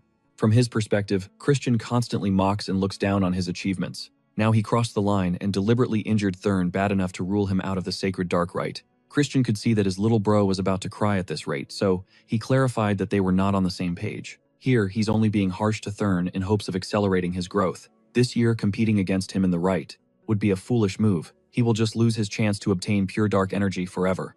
Christian had to be rough and decisive because of how stubborn the kid can be. But most importantly, pure dark energy doesn't even suit Thurn. He's a better fit for gray dark energy instead. Just like the power of light divides into various types, the power of dark comes in different variants too. Naturally, pure dark energy is widely considered to be the highest attribute, and from right below is the gray dark energy, a type especially suited for cultivating curse magic. Thurn should have progressed enough to notice that he finds it easier to advance in curse magic than swordsmanship. Since Christian can't tell the kid that he saw him become a prolific curse magician, in the future Big Bro had to come up with a decent excuse. He alleged that he could tell his brother's affinity through their spars because he was fighting all out as well. In any case, taking in pure dark energy before mastering gray dark would just prove detrimental in the long run. Of course, absorbing a higher attribute has its perks, but in Thurn's case, he'll just be impeded by its unique properties, effectively slowing down his progress to a crawl. So passing on this year's right is the right move. This is Christian's sincere advice as an older brother, rooting for his little bro's success. Thurn felt that in his heart. Taking out something from his pocket, Christian gave Lil Bro the ash pill as a gift. Ash pills are extremely valuable, but Christian was just scammed by a scammer, so it's all good. Besides, he had already eaten something much better than just an ash pill. Thurn was moved by his brother's words and actions. He was wrong to think that Christian was just being a jerk. Still, if he was capable of changing for the better, why did he behave like such an imbecile even while their mother was on her deathbed? She had to suffer through so much heartache. Even though Chris wasn't in control of this body at that time, he felt guilty. He was simply a different person who didn't understand back then. A few days later, the cathedral of the De Baron family was filled with rococo luxurious carriages. Coming out of one of them is our boy Christian Van Baron Kazar. It was a long journey, and he needed a good stretch. He knows the main family didn't even bother opening up a warp gate for him, out of spite and pettiness. When he becomes the clan head, these old fools will pay. Since they've arrived at their destination, Marie can freely go out now. She can already imagine having a date, with just the two of them, hearts fluttering, even though banshees don't have hearts. Because the main family is limited to bringing only one companion Christian has to bring Marie, since they are attached to one another by a pact. As soon as he stepped out of the carriage, he became the silent topic of everyone around. Marie praised his renown, but it felt more like an insult. Every dark right candidate was taken aback when the good-for-nothing bastard of Khazar was personally welcomed by the head butler of the family. Simon eyed him from head to toe and was pleasantly surprised at his noteworthy growth in such a short amount of time. The vampiric servant announced that he came down here under the orders of the elder clan head himself. His old master would like to personally meet the fiend. He's been hearing about it so much these days. Simon could tell that Christian was not even surprised that he was being called up, and so his first stop is the private study of the elder clan head. Standing beside the old man was Aunt Marion. The power and influence of these two cannot be understated. As soon as the old man's eyes peered into him, Christian felt a numbing suffocation. He could barely stand the pressure. He felt like an ant, being crushed under the fingers of a domineering deity. The elder clan head is deliberately exuding excess amounts of dark energy, despite knowing that a noob like Christian shouldn't be able to withstand it. But our boy here is no ordinary noob. He might tremble, but he won't fall. Gritting his teeth through the pressure, he extended a formal greeting to Duke Baron, great sovereign of the Dark Magic clan. When asked if he was surprised by the sudden invitation, Christian honestly answered that he expected the call. He knows that the higher-ups won't be able to ignore a new rising star on the come-up. The elder clan head liked his answer. Neither Marion nor Simon could hold back singing the young man's praises. But the old head himself isn't quite convinced just yet. In his old-ass age, he believes that only time will tell whether a great seed will wither or grow. Who knows, Christian could just be a sapling that wanes as soon as he sprouts above ground. He did not refute the old man's take on managing expectations for the new generation, but he added that he could become a sapling that surpasses every prospect, growing into a great tree. Perhaps he's an abnormality that can even overshadow the greatest of trees. At the very least, he guarantees that the old man won't be disappointed. After a brief pause, the elder clan head smiled and placed his hopes upon Christian. Upon dismissal, he gave a respectful bow. As soon as he's out of the room, Aunt Marion asks the old man what he thinks about the young man. The elder clan head admitted that the kid surpassed his initial expectations, but he also fears that such great talent is fated for a more turbulent path, especially now that bloody winds are blowing towards the Magic Empire. Still, a small hope sprouted in this room today, and that's one of the rare things that gets the old man's blood pumping. That Khazar child might indeed be able to fulfill the old man's long-desired wish. Night came, and the banquet for the sacred Dark Rites Eve commenced. Servants announced the arrival of Count Khazar's eldest son, Christian Van Baron Khazar. Stepping out of his carriage, he came walking in like royalty. The hot topic of today's whispers is the fool's meeting with the elder clan head earlier in the day. Some people suspect that he might be some kind of boy toy. Instead of being offended, he took these nasty rumors as a compliment to his looks. It doesn't help that Marie is always there to feed his delusions. The first thing Christian spotted was the servers handing out drinks. Finally, he can have some real booze and none of that non-alcoholic stuff back home. Unfortunately, the servers are quite strict in forbidding underage drinking, even though most of these kids have probably killed people before. Instead of alcohol, he has to settle for more ginger ale. What's the point of living with friends? If they're all killjoys and sticklers for rules, Christian is in misery. Everyone's attention was snatched by the arrival of the next batch of guests, the young lords and ladies of the clan. As soon as the gates opened, an air of nobility graced the room. 4 people dressed in ornate fabrics made the entire banquet hall stop and stare in awe. Leading the pack is Eshed de Baron, the second young lord. Following is Julian de Baron, the first young lady. Next is Jupian de Baron, the second young lady. Lastly, there is the third young lord, Isaac de Baron. Some hidden forces were quite disappointed that the first young lord, the madman, was absent. Christian is focused on what Eshed will say to him, the victim of his little game and the one who sullied his reputation in court. Eshed said the worst thing he could possibly say, nothing. He just walked past Christian, as if he had not even registered in his field of vision. The bastard didn't even breathe in his direction. That just proves that one of the leading succession candidates sees him as someone no better than a bug. When first young lady Julian walked past Christian, he found his stare lingering for a long time. Aunt Marion once cryptically warned him about this woman, but he didn't sense anything particularly out of the ordinary with her. He'll just figure out her deal later. He's done enough recon on the competition for today. Just as he was about to walk back to his accommodation, to prepare for the long day tomorrow, a butler approached him. He introduced himself as a summoner working for young Master Lorne. Hearing that name soured Christian's expression.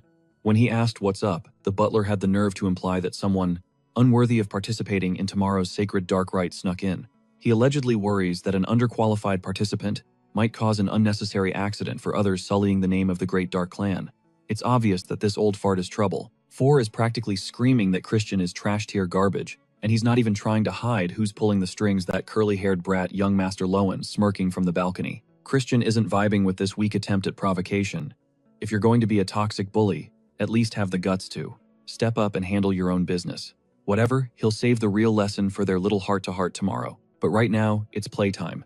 He decides to absolutely humble this cocky summoner just for the laughs. He doesn't even bother drawing a weapon, daring 4 to pop off with his party tricks. Christian doesn't need a wand to school a clown like this. As the temperature drops, the entire banquet hall stops mid-sip to watch the drama unfold. The first young lady cracks a cryptic smile at the chaos, and seconds later every guest's jaw hits the floor, witnessing the impossible scene.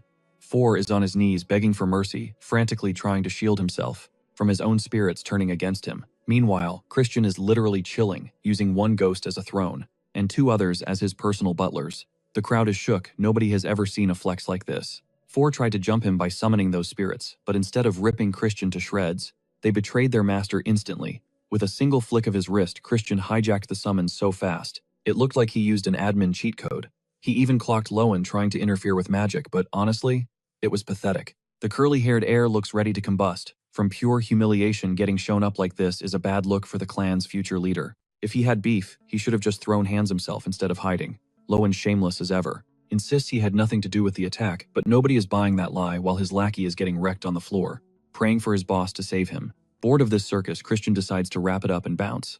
He'll deal with these losers at the sacred dark rite. That cowardly brat has a serious reality check coming tomorrow. Fast forward to the big day, the sacred dark rite. The tension is thick enough to cut with a knife, but Christian, he looks like he was dragged out of bed 5 minutes ago and is seriously regretting it. Alois Tiramin is in the crowd, ignoring Christian's warnings to stay away, but you can't blame the guy for being headstrong. The prestige of the rite is too massive to ignore. Finally, the last candidate struts in. It's Lowen trying to act tough despite yesterday's L. Christian is practically itching to put the kid in his place. Now that the squad is assembled, a pint-sized guy named Sebastian, the vice butler of the main house, steps up as their tour guide to the sacred grounds. He taps the floor with his staff, and reality literally shatters, revealing an endless staircase plunging into a dark void. It looks like a one-way trip to hell. No one expected the exam to be underground, but Christian realizes it's just high-level illusion magic, manipulating the space. He's the only one who clocks it, while Sebastian starts descending the stairs, like he's on a Sunday stroll. The terrified candidates scramble to follow, desperate not to get left behind in the dark. After a drop that feels like it takes forever, they hit the Hall of Recursion. Sebastian keeps moving, at a brutal pace. The participants are grinding to keep up, but most of them are hitting a wall physically. The terrain is a nightmare of steep slopes and twisting paths. Even Lowen, the supposed favorite to win, is gasping for air.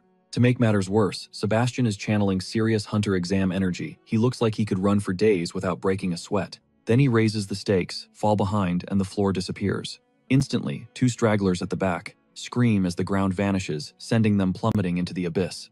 The other exhausted heirs don't even have time to process the horror because Sebastian shifts gears from a jog to a full sprint. His little legs are flying, and the pack starts thinning out rapidly.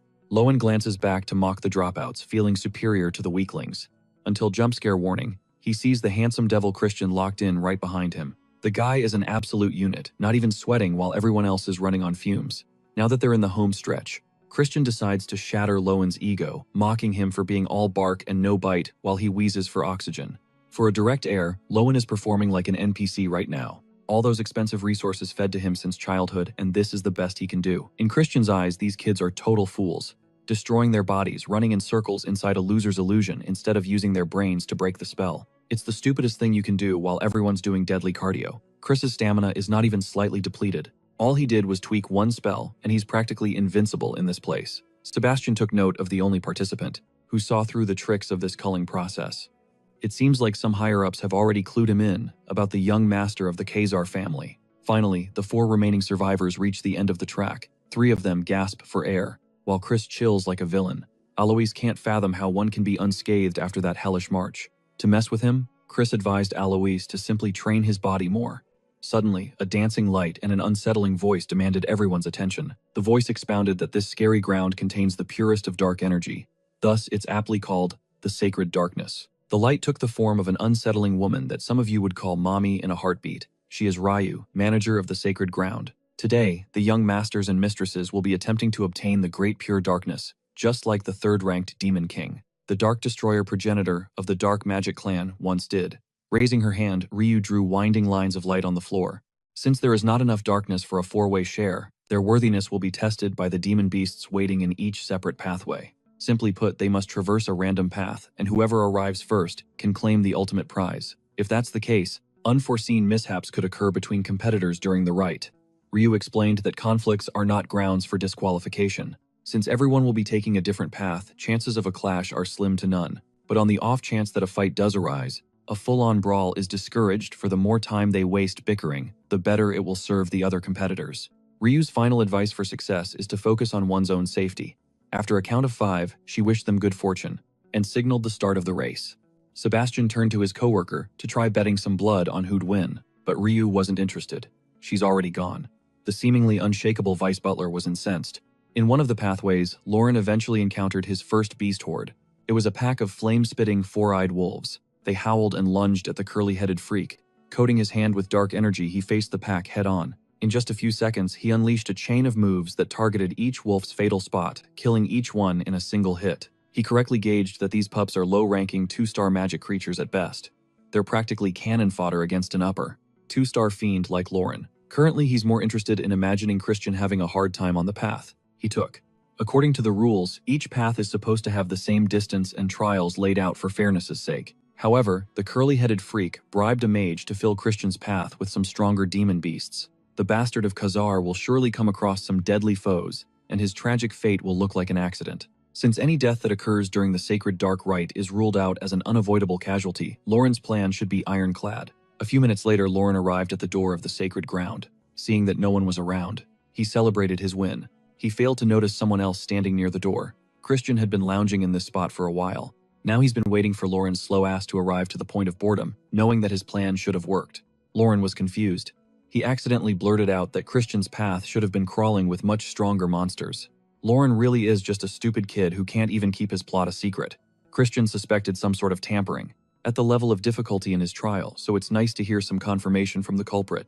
Lauren tried to act all high and mighty, like he always did as a main family member, but that shit won't work here, he cried. That clashing with competitors during the rite is taboo. While charging his fists with dark energy trying to play dirty, he lunged forward, trying to knock Christian out with a haymaker.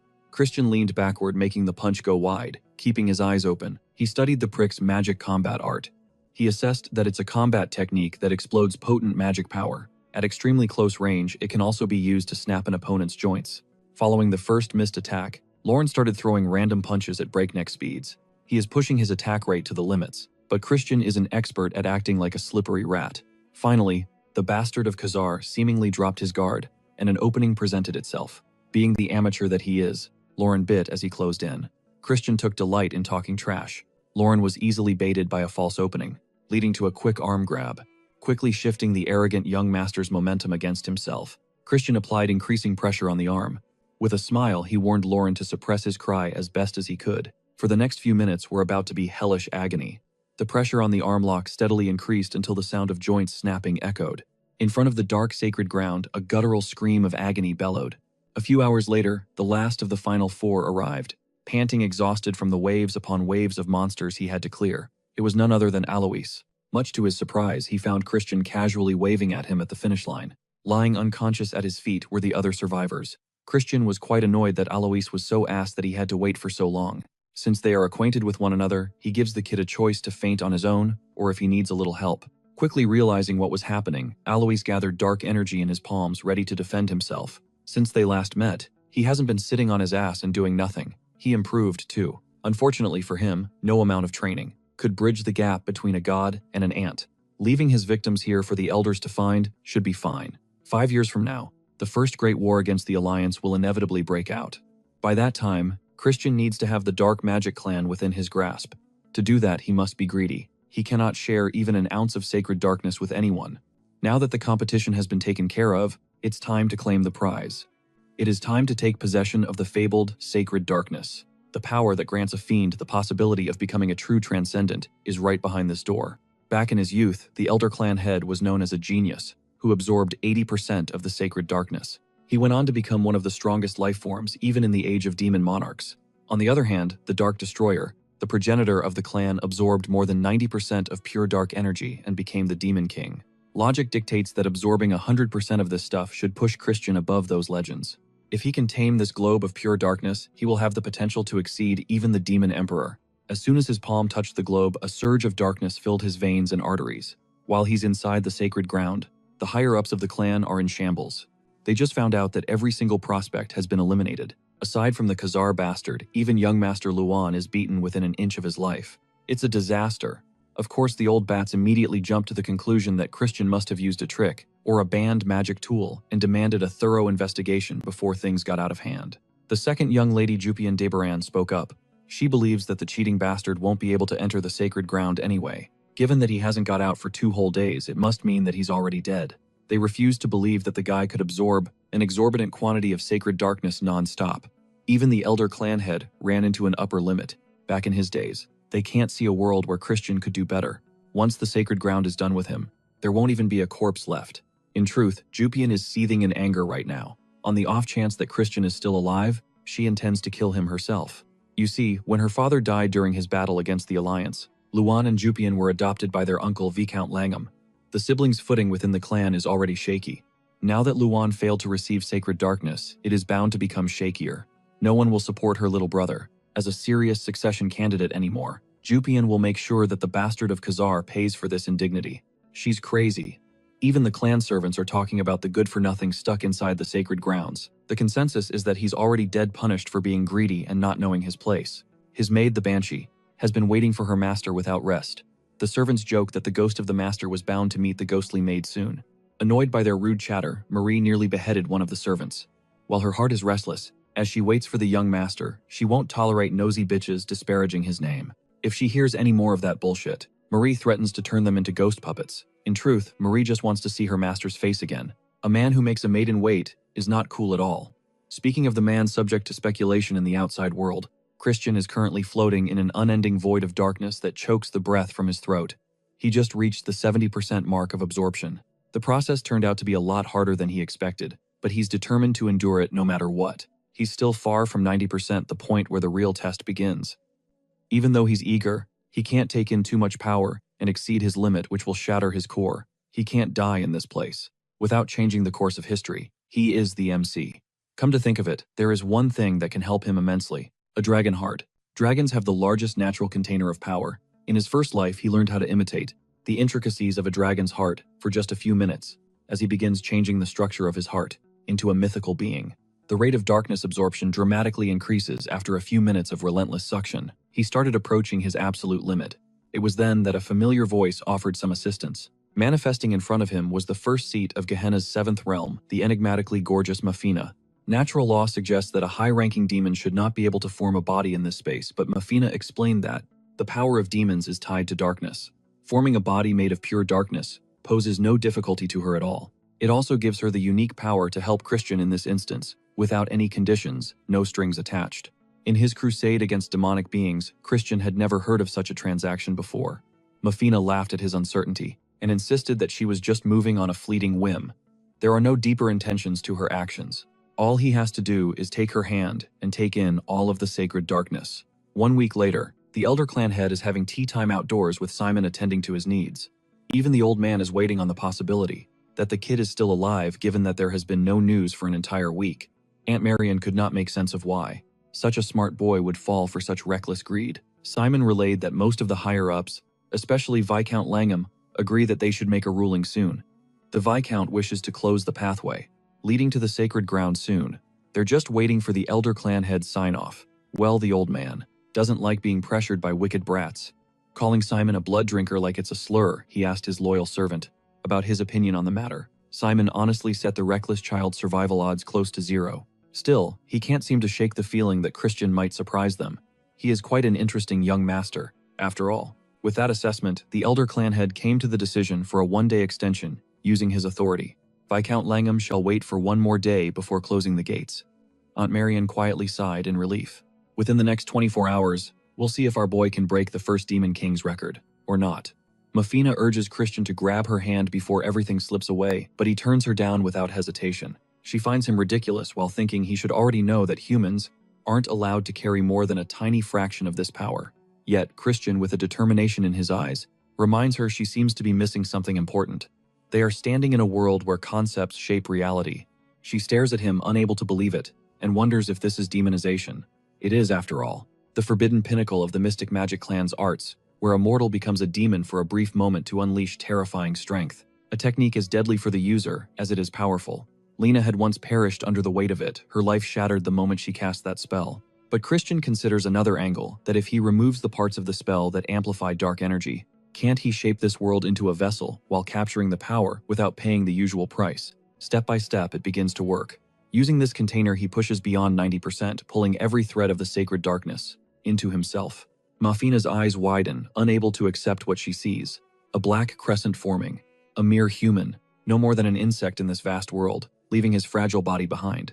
She can only wonder who he truly is, beneath that human skin. Christian looks toward the demon and remarks, while reminding it with quiet confidence, that he is a genius. The demon might keep rotting here for eternity, but he plans to leave. As he steps away, Mafina calls out while promising they will meet again in another time, but Christian only finds her words annoying. While echoing in the air like an unwelcome promise, the demon begins to laugh. A harsh, wild, grating sound. And Christian thinks to himself that he must look insane if they expect him to come back to this place willingly. The demon's laughter is harsh in the emptiness, and Christian moves on while brushing off the sound. While leaving, he starts wondering how long he has been here. By his guess, it has been around a week, and the main family must be in chaos by now. Unable to find him, a small smirk creeps onto his face as he thinks of something amusing, while deciding that it's the perfect moment to pull a little prank. With that, he takes off his mask while stepping out of the realm. Soon he arrives before Lord Viscount Macfield. At his side, they inform the young master that Christian has returned, and people around them react instantly. Shocked that the brat has survived, Viscount Langham, the acting head of the Dark Magic clan, demands the details. His voice low but commanding. It is explained that Christian barely survived while clinging to life by a thin thread. Now deeply exhausted, the healer, while sensing pure dark energy within him, reports that the energy is in chaos. While swirling violently without order, everyone quickly realizes it will be nearly impossible for Christian to control this dark energy properly in the future. They quietly acknowledged that there was no way someone like him could have absorbed more than 80% of the sacred darkness. All that precious sacred darkness now feels wasted. Because of what they see as his selfish hunger, someone suggests he should be held responsible for this, while addressing Lord Viscount directly. The Viscount takes note of it while dismissing the gathered voices with a flick of his hand, and ends the meeting for the day while sending them away. Afterward, he turns to Macfield, questioning if the reports are accurate. Macfield confirms it while explaining he saw Christian beside the healer, and it was clear something was wrong with his core. The Viscount then adds that Luan and Macfield agrees on it. In reality, Luan was meant to be the young lord, the sacrificial pawn, the key to their plan with the Poison Magic clan. Their grand plan to wipe out the Poison Magic clan alongside Jupian now has to be delayed, and the Viscount quietly notes how even their father has begun to show interest in Christian, while understanding that one small fish can disrupt the flow of an entire river. Finally, the Viscount instructs Macfield to bring Christian down to the Darkness Hall the next day. With that, he deadpans that he will announce Christian's upcoming disposal before all the vassals tomorrow. Next day, Christian is standing there in the palace, hands in his pockets while thinking how hard they're trying to toss him aside. He glances around at everyone gathered while noting how they've pulled in. All these important faces clearly ready to put on a show. The Lord Viscount brings up the topic, while asking Christian if he even knows what wrongs he pulled during the sacred dark rite. Christian nods, not bothered at all, and the Viscount pushes him to spell it out. Christian shrugs while explaining that his peers can't live up to their dark magic clan bloodline, so honestly, he should have hit them even harder but didn't get the chance. Someone in the room chimes in while asking if those peers can still walk. The Viscount waves them off, while focusing back on Christian. He points out that Christian's real mess-up is using up the dark magic clan's precious resource, without delivering the results they expected. Christian tilts his head while asking what kind of results they mean exactly. The Viscount says flatly they expected a purity of at least 70%. Christian raises a brow while wondering aloud what sort of punishment he's looking at if he didn't hit 70% or higher. The Viscount lays it out, that Christian won't get any dark magic techniques. He'll be banned from the main house for good, and forget about inheriting the house of Count Khazar. Christian leans back while asking how exactly they're planning to judge his results, while pointing out that even the clan head seems unsure how to measure it. Eshid, who's sitting nearby, raises his hand, while calling Christian dear younger brother. He offers a solution while saying that even if Christian's core is a mess, a dark energy clash can still test how pure his energy really is. Since Luan has absorbed 70% of the sacred darkness, if Christian can beat him, that should prove Christian has pulled off something bigger. Everyone knows this dark energy clash is a straightforward, brutal way to see whose dark energy is stronger. Same amount of dark energy Christian with purer energy crushes the other instantly. When energy of similar ranks clashes, the higher purity always wins and it can easily wreck the loser's core. Christian thinks Ishid is even sneakier than he gave him credit for, but agrees to the challenge. He tells them that if he proves himself here, the Lord Clan head better back him up and let him take on the test of a young lord. Ishid agrees while saying it doesn't matter if someone's from the main family or not. In the Magic Empire, power isn't just everything, it's the only thing. The crowd freezes, hushed whispers rippling through the room as the tension spikes. Ishid drops a warning. If Christian can't handle the heat, this clash won't just hurt, it'll shatter his magical core. To keep things fair, Eshid claims he'll nerf himself to beginner 2-star dark energy, knowing his purity level is still leagues ahead. They square up. Christian hits him with a savage smirk, telling Eshid to quit playing nice and come at him with everything. In fact, maybe Eshid should be the one worrying about keeping his precious core in one piece. Ishid chuckles, actually curious to see if the kid's bite matches his bark. Then it's on. Dark energy explodes as they trade blows, a chaotic tug-of-war of raw power. But suddenly, Eshid's eyes snap open in disbelief. Christian isn't even charging up, he's literally redirecting Eshid's own attacks back at him. Panicking, Eshid considers cranking his output to expert 2-star. He's annoyed, disappointed that this upstart is making him actually try. Ishid calls out Christian's swagger, demanding to know if this pathetic display is all he's got in the tank. A bystander screams a warning. Using 4-star energy now would obliterate Christian's core, but Christian ignores the noise, pressing the attack with surgical precision. He unleashes a barrage of dark arts while Ishid scrambles to defend. Christian casually flips the script, throwing Ishid's earlier warning right back at him. Watch out, he taunts. Lose control now, and your core is toast. Suddenly, crimson blood trickles down Eshid's chin. Christian's strikes are connecting. He looks down at his opponent, asking if he's had enough yet, while his inner thoughts turn dark. He fully intended to crush Eshid's core into dust. But before the final blow, Eshid taps out, gasping a terrifying realization. Christian's dark energy is at 90% purity. The Lord Viscount's face goes pale. 90%. The words hang in the silence like a guillotine blade. Christian stands tall, radiating main character energy. He looks the Viscount in the eye. I guess that earns me a shot at the young lord title, doesn't it? The room goes dead silent. The Viscount looks rattled, mind racing, but finally, Viscount Langham speaks up. Christian has earned the right to take the test. He's officially in the running for the young lord trials. But there is a massive catch. No branch family member has ever dared attempt this. As the acting clan head, the Viscount announces he'll randomly select the trial himself. Christian sees right through the setup. He knows the Viscount is about to hand him a suicide mission, a trial designed to be impossible. The Viscount lays down the law. Christian will be judged in 2 stages. First, a display of raw talent. Second, he must pull off a legendary feat worthy of a lord. Christian stays quiet, calculating his next move. Then comes the kicker, he has to hit the 3-star rank. And he has exactly 3 months to do it. Inside, Christian is laughing. 3 months. For a genius like him, that's practically a vacation. He's not sweating it. The Viscount feigns excitement, saying he can't wait to see what Christian achieves. Yeah, right.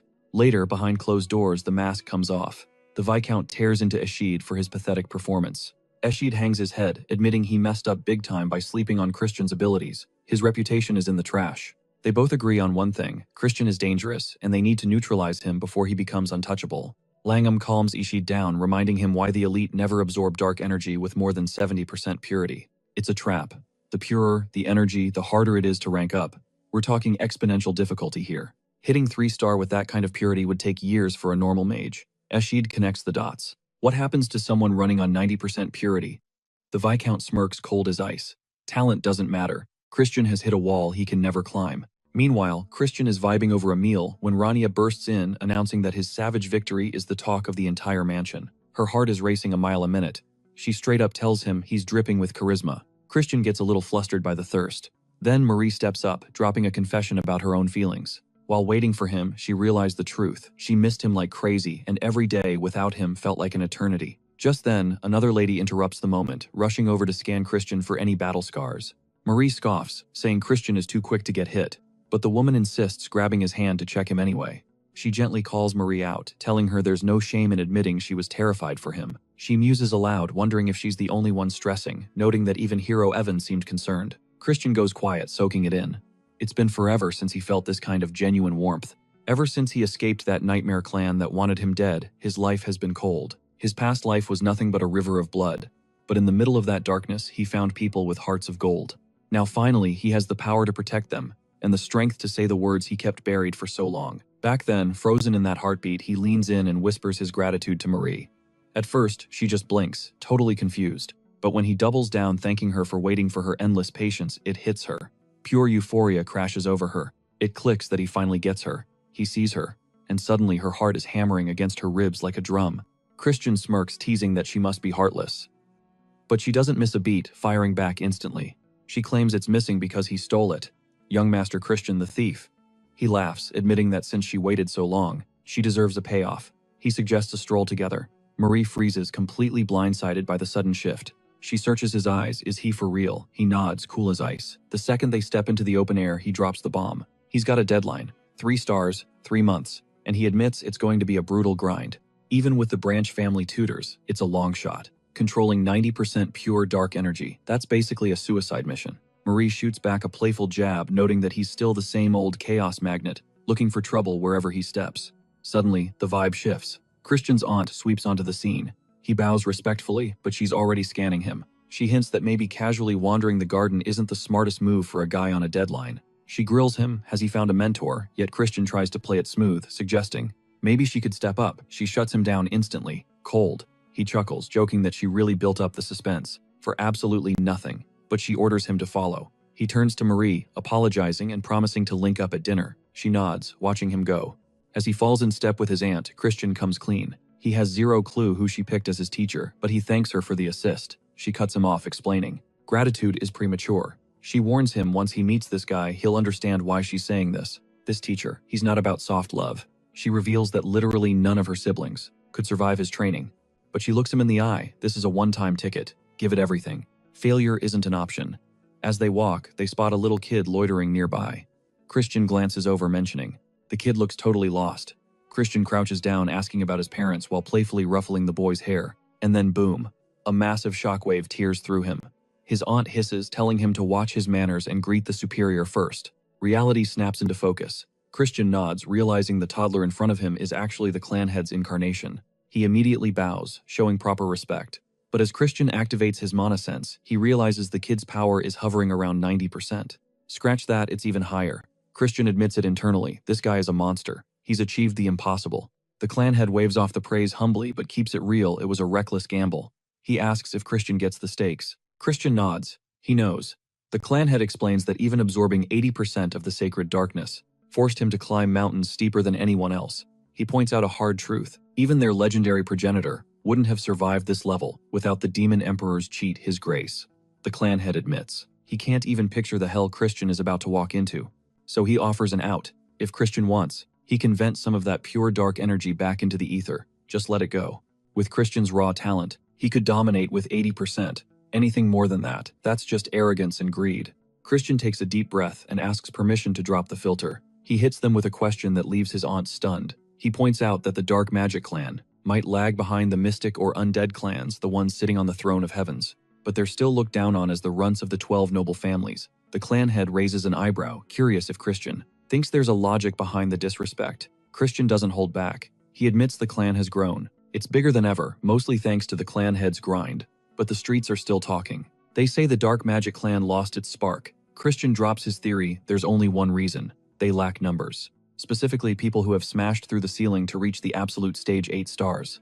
He silently visualizes the nightmare future, the day the Demon King of Carnage kicks in the front door. By then, Nordia will be dust. The clan will have 0 8-star warriors, just a handful of 7-star fighters left standing in the rubble, leaving them wide open. When that apocalypse hits the clan, and their 10,000 soldiers will get crushed by the Demon King. Total defeat. They'll end up collared as slaves. And that proves it. Absolute 8-star warriors aren't just a luxury, they are the only thing standing between the clan and extinction. The clan head isn't blind to the nightmare waiting in the future. He knows the score. That crushing, suffocating weight of dark energy that can paralyze a user, stripping away their potential to level up. But he's gotta wonder, does Christian have the guts for this? Christian stands firm, eyes burning with resolve, asking himself if he's just going to be a battery for the dark magic clan, or if he'll shatter his limits and evolve into a god-tier entity of infinite power. The old man lets out a dry chuckle, hyping up the kid's audacious claims while dropping a dark hint. Hope you don't choke on those words later. Christian flinches with a jolt of shock, and snap reality shifts.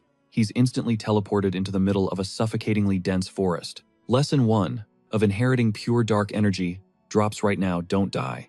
The hair on his neck stands up, danger is creeping in. He snaps into focus, scanning every shadow with laser precision. Meanwhile, cut to the observation deck where the clan head and Christian's aunt are watching.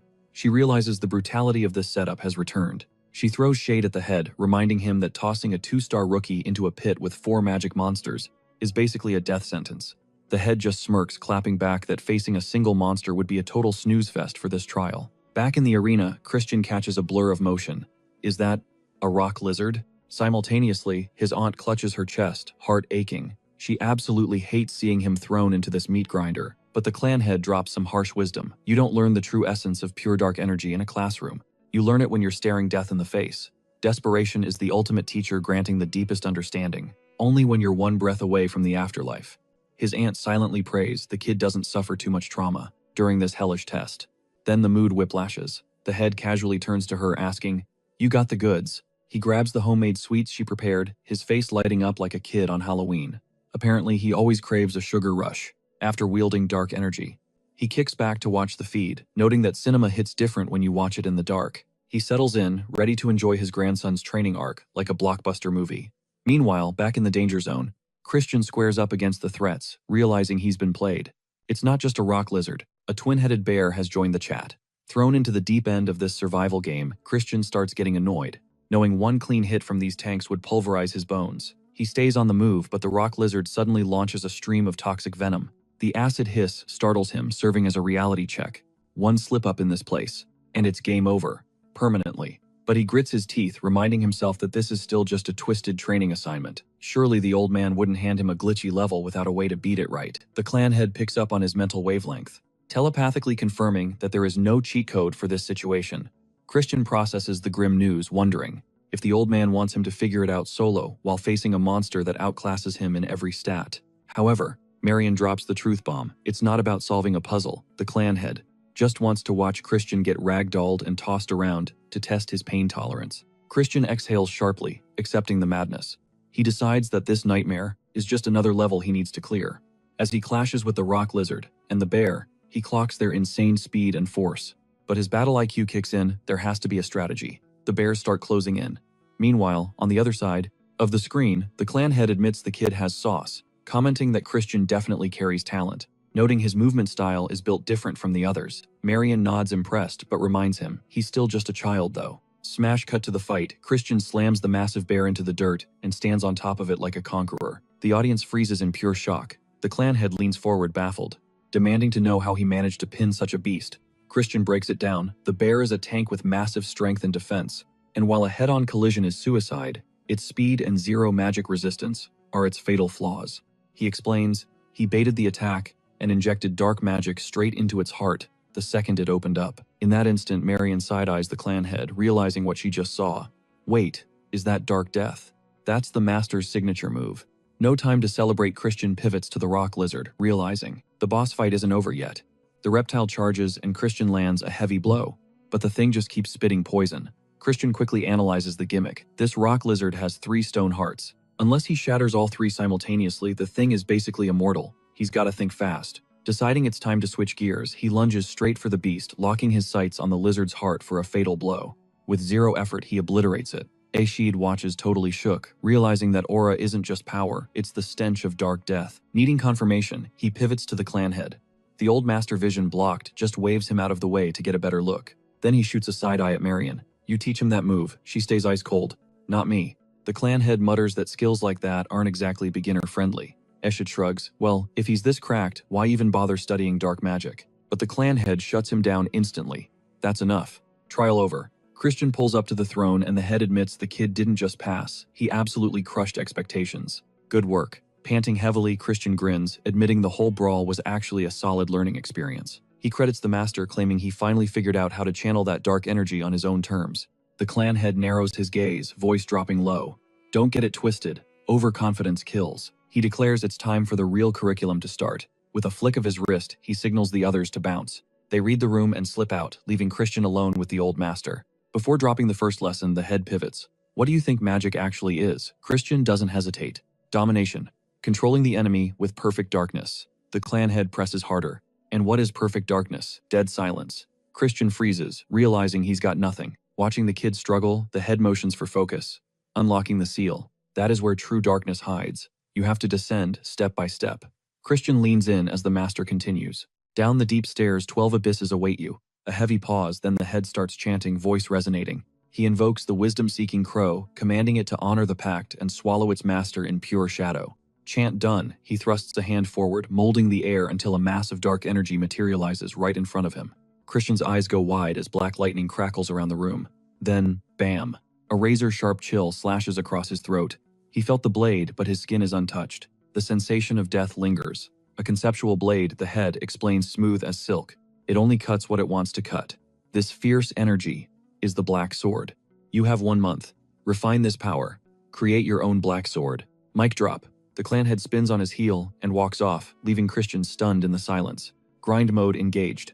Hours later, drenched in sweat, he rips his shirt off and checks his reflection. Looking a little lean, he needs to bulk up. He collapses to the floor, debating if he has the juice for one more rep. He forces himself up, summoning the dark energy again, laser-focused. But there's a problem. It's brutal. He can summon the aura, but keeping it stable for more than 10 seconds. Impossible. Plus, his vibe is weak compared to the head's complete darkness. Still, he figures if he just keeps pushing. The secret to the 12 abysses has to be hidden in the technique. He starts the chant again. Meanwhile, the clan head and Marion descend the stairs. They're expecting a disaster scene. By now, the kid must have realized he's out of his depth. You worried about him? The head asks.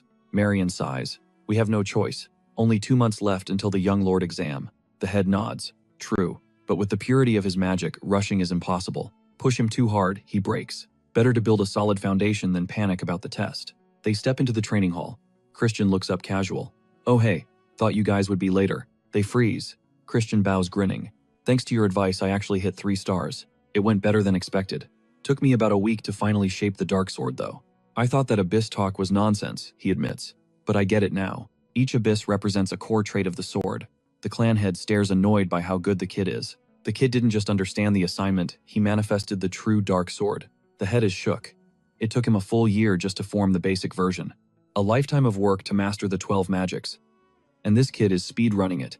Christian crushed it in just 1 month, leaving the master absolutely shook. Is this kid the savior he's been waiting for? Later, the boss drops a warning, get ready for tomorrow, because the kitty gloves are officially coming off. Christian is pumped, trusting the old man implicitly, and fully ready to face whatever hell awaits him next. But first, a little reward. He smashed through that first wall, so he figures it's the perfect time to treat himself. He beelines for the liquor stash, grinning like an idiot at the rows of pristine, neatly lined bottles. He grabs a top-shelf vintage, realizing he's holding the kind of bougie juice he used to only dream about tasting. He tries to sneak a sip before Marie catches him, but just as the glass touches his lips, bam, a wild guest appears. Day drinking, classy, she sneers, sizing him up. You really haven't changed a bit, have you? Christian draws a blank. Who is this chick? All he knows is she's radiating powerful 3-star mage energy. Her eyes give it away, she's definitely not from the dark magician lineage. Does she actually know him? His confusion ticks her off. Finding him totally useless, she just shoves him into the dirt, without a second thought. Her bodyguard panics, begging her to chill. My lady, don't waste your energy on trash like him. Christian is on the floor, nursing his bruised ego. Suddenly, another guy rushes over to de-escalate the situation. What is her deal? Christian snaps. The guy drops the bomb. That's young lady Marissa, heir to the ultimate poison dark magic family. Christian's brain short circuits. Wait, if she's from that family. Could she be his fiancée? The old man shakes his head. Correction, kid. That is your ex-fiancée. Marissa storms off her mind, drifting back to the bad old days when she was just 8 years old. She remembers sitting alone in the garden, bored out of her mind, convinced the world only cared about her golden boy brother. Why did her dad even drag her to this stupid dark mage gala? She felt totally invisible. Then, the whispers started. The crowd gawking at her, wondering if she was the illegitimate child, the mistake. Guess Duke Huang needs a spare heir since his son can't have kids, they gossiped. Looks like he needs a daughter to bait a son-in-law. Suddenly, a young Christian waltzes up. Why so lonely? She snaps back. I'm not a kid, leave me alone. She introduces herself as Marissa. When he drops his name, she realizes, oh, this is Baron Khazardi's kid. But instead of mocking her, he smirks. Ignore the old farts. Just get strong enough to make them pay when you're older. That triggered something. She swore right there she'd become the ultimate dark mage and crush anyone who dared look down on her. Christian liked that fire. That's the spirit, he grinned. Spoken like true royalty. Since you're gonna be the boss, he teased, I better get on your good side right now. He extended a hand to help her up. Come on, let me give you the VIP tour of the House of Dark Magic. She hesitated, then took his hand. Back in the present, Marissa shakes the memory out of her head. But the heartache remains. Even if their engagement was just a political band-aid to stop a war, it used to keep her up at night, dreaming about the future they could have built together. But no more what-ifs. She hardens her heart and heads straight to Viscount Langham's quarters. Langham plays the nice host. To what do I owe the pleasure? She cuts to the chase, the relic in the neutral zone. He nods slowly. Right. Your family kept the last one. I assume you aren't planning to be greedy again. Are you surrendering it this time? Marissa's eyes go cold. Because giving up isn't in my vocabulary. And let's be real, she adds, your family wouldn't back down either. The Viscount admits she has a point, so she drops her proposal, a race. Both sides send teams. Whoever grabs the relic first keeps it. But here's the catch, no more than 10 mages and nobody above 3-star rank. Langham raises an eyebrow. Trying to avoid an all-out war, Marissa nods. Exactly. If we wipe each other out, our enemies win. We can't afford to bleed right now, especially with the Demon King's castle being a total chaotic mess lately. Langham agrees, but adds a spicy clause. Deal, he says. But if your poison family breaks the rules, we take this relic and the previous one. Marissa narrows her eyes. Define breaking the rules. Dirty tricks, he smirks. Sabotaging our team. We know how your family loves to play dirty. He knows their reputation for traps. Marissa keeps her face stone cold. Don't worry, you won't see any tricks. She doesn't blink. Deal. The Viscount leans in, eyes narrowing. So you're personally leading the ultimate poison dark magic squad? Absolutely, she confirms, voice steady. He smirks, leaning back. Perfect. I finally get to witness the myriad poison maiden's legendary power firsthand. Marissa holds his gaze. Expedition Day. I'll be there. And I'll be waiting for your dark mage team. Meeting adjourned. As she leaves, the Viscount strolls over to his chessboard. Game on. Clack. He sets a piece down, mind racing. He's not just playing chess. He's plotting how to crush Marissa. A twisted smile forms. This expedition isn't just a mission. It's going to be a bloodbath. 2 months fly by, and the seasons turn. Christian is in full grind mode, pushing his body to the breaking point. But the vibe in the castle, it's shifting. People are acting weird glitches in the Matrix. Some are carrying heavy baggage emotions, bleeding over from past lives. The losers. They don't just fail, they vanish into thin air. Meanwhile, the jealous ones are lurking in the shadows. They're sharpening blades and plotting revenge. Others are playing the long game, walking on eggshells. They know something big is coming. Christian ignores the noise and heads straight for Viscount Langham's quarters. Langham rolls up with his crew, wasting no time. Listen up, time to separate the lions from the sheep. Christian steps up. This is it. No more hiding. He decides to unleash a glimpse of his true power. Whoosh, he swings his sword, a perfect arc of destruction, controlled chaos. He's letting everyone know he's not to be messed with. Rowan is watching from the sidelines and his jaw hits the floor. That stance, that aura, it's the dark sword technique. He's frozen. Christian's growth is terrifying, totally beyond anything he imagined. Christian scans the crowd. He sees the shock, the fear, but then he pauses. Something feels off. He made an impact, sure, but then a memory hits him like a truck. The clan head's warning echoes in his skull. Never show Langham the full potential of the dark sword. You show him everything, and he'll bury you with suicide missions. The warning rings loud and clear. And the other rule, never admit he got extra resources. Christian replays the advice in his head. He smirks internally. He held back. That display, that was just a fraction of his power. Langham looks shook, and that gives Christian a thrill. He impressed the boss while keeping his ace card hidden. Langham composes himself. He's seen enough. All right, he announces, eyes locking on Christian. Phase 2 begins now. He drops the bomb. Agents are hunting a relic in the neutral zone. The ultimate poison family is in the mix, Langham adds. This is high stakes. Then comes the carrot. Pull this off, Christian, and I'll officially name you the heir.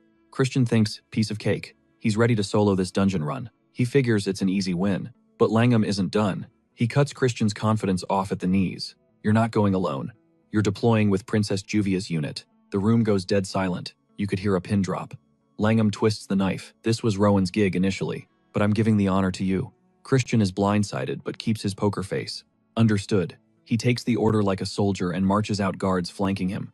Rowan turns to his dad, panic rising. He's gonna blow it right, just like last time. His father's face is stone cold. Relax. Everything is going exactly according to the script. Just be ready when your turn comes. Rowan nods, but a chill runs down his spine. That didn't sound reassuring.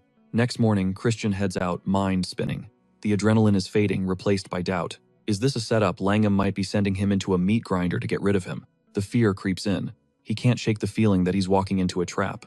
Then it clicks. Langham said this was Rowan's mission. Why the switch? Christian racks his brain for history lore.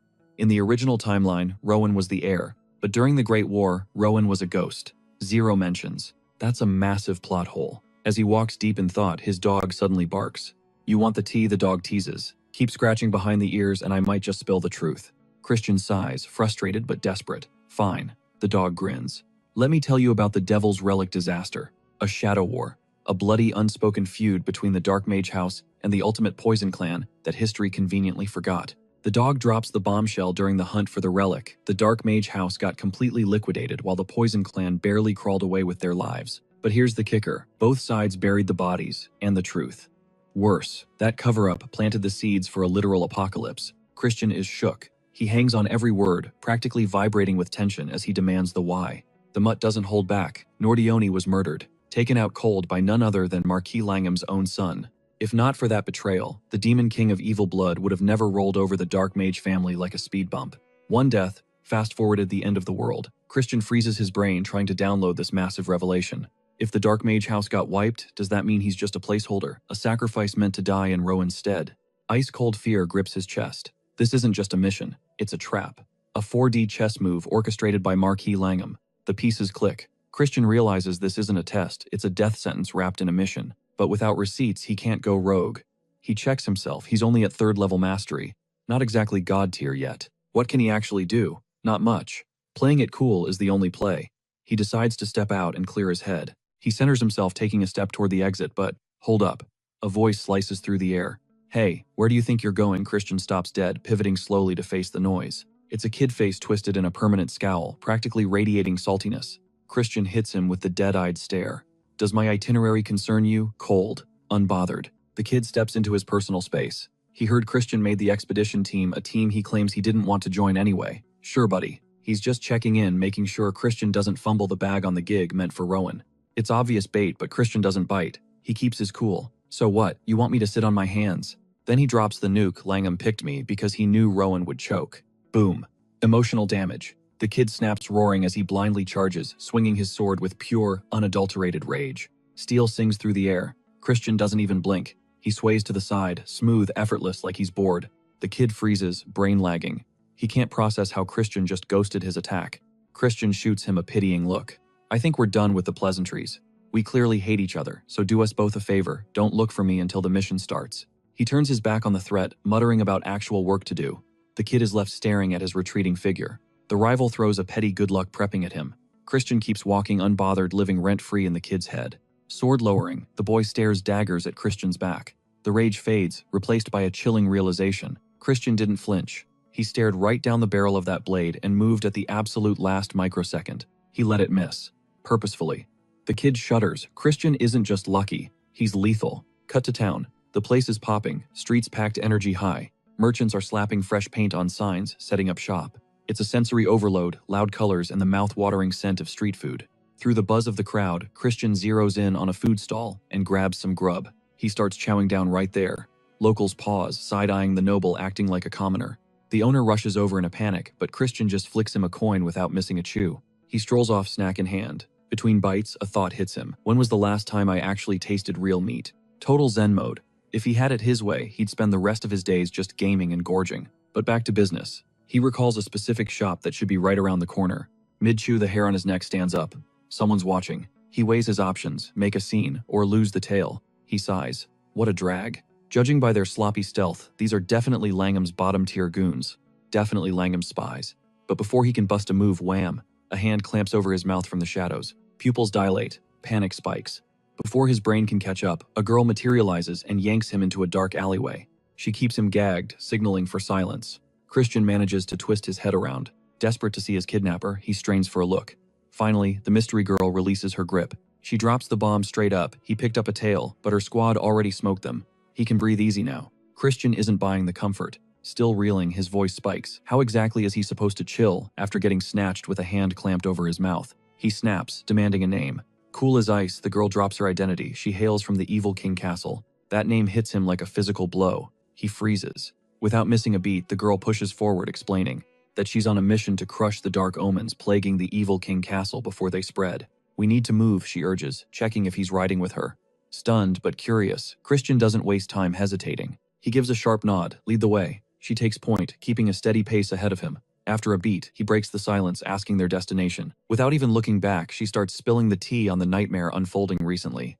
Folks from the evil King Castle, vanishing into thin air, zero trace left behind. She reveals that the so-called safe zones inside are getting wiped off the map one by one.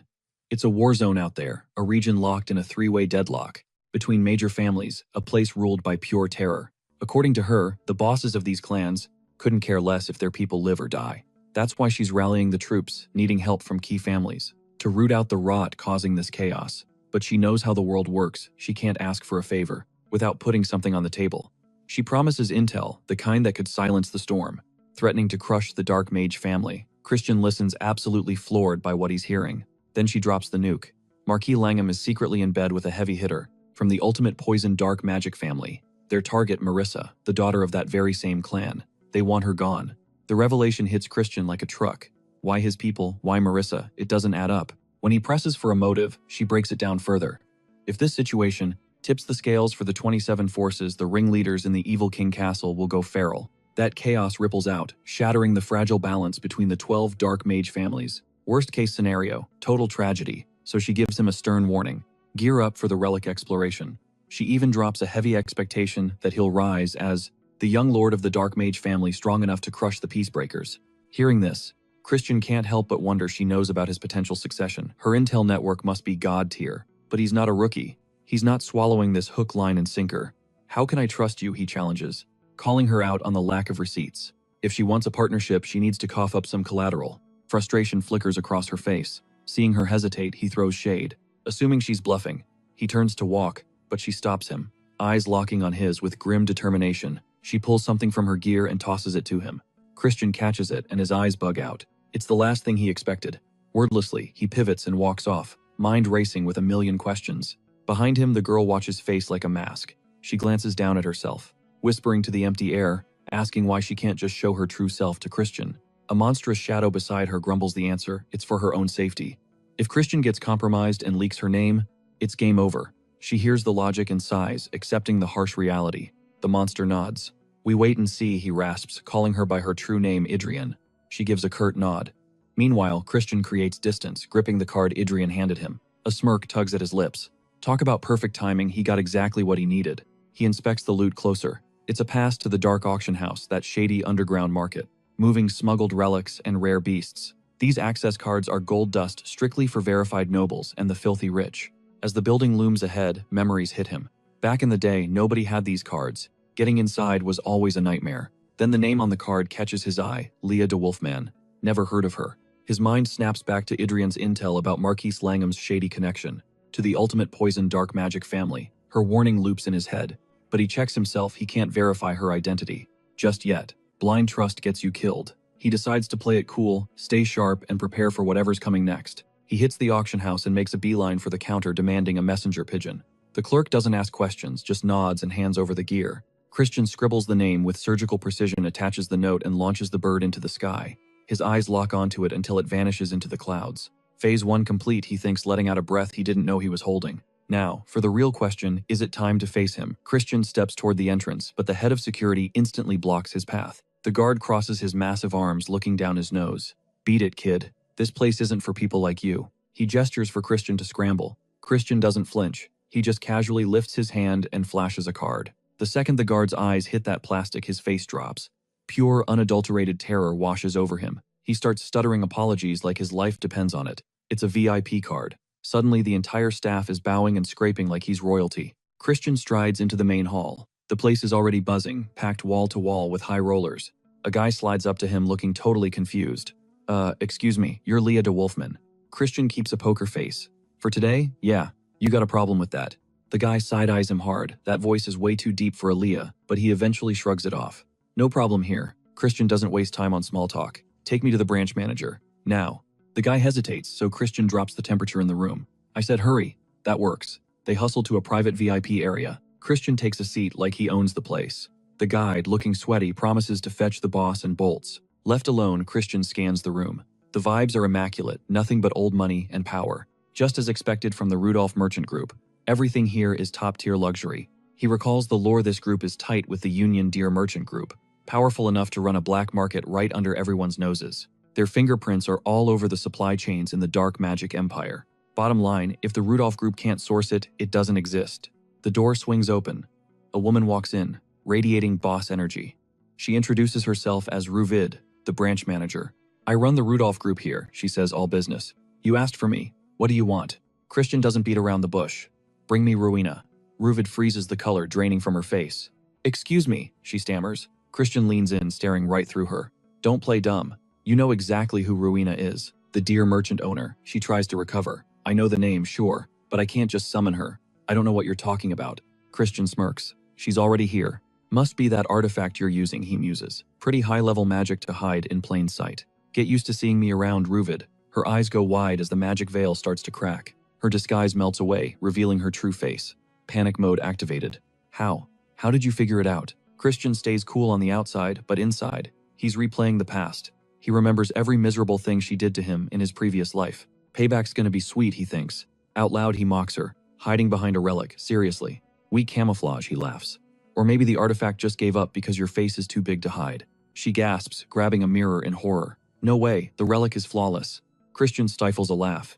He's totally gaslighting her. The artifact is a masterpiece, but messing with her head is too fun. Nope, definitely the face size, he teases. Ruvid snaps. That is not the reason. She points an accusatory finger.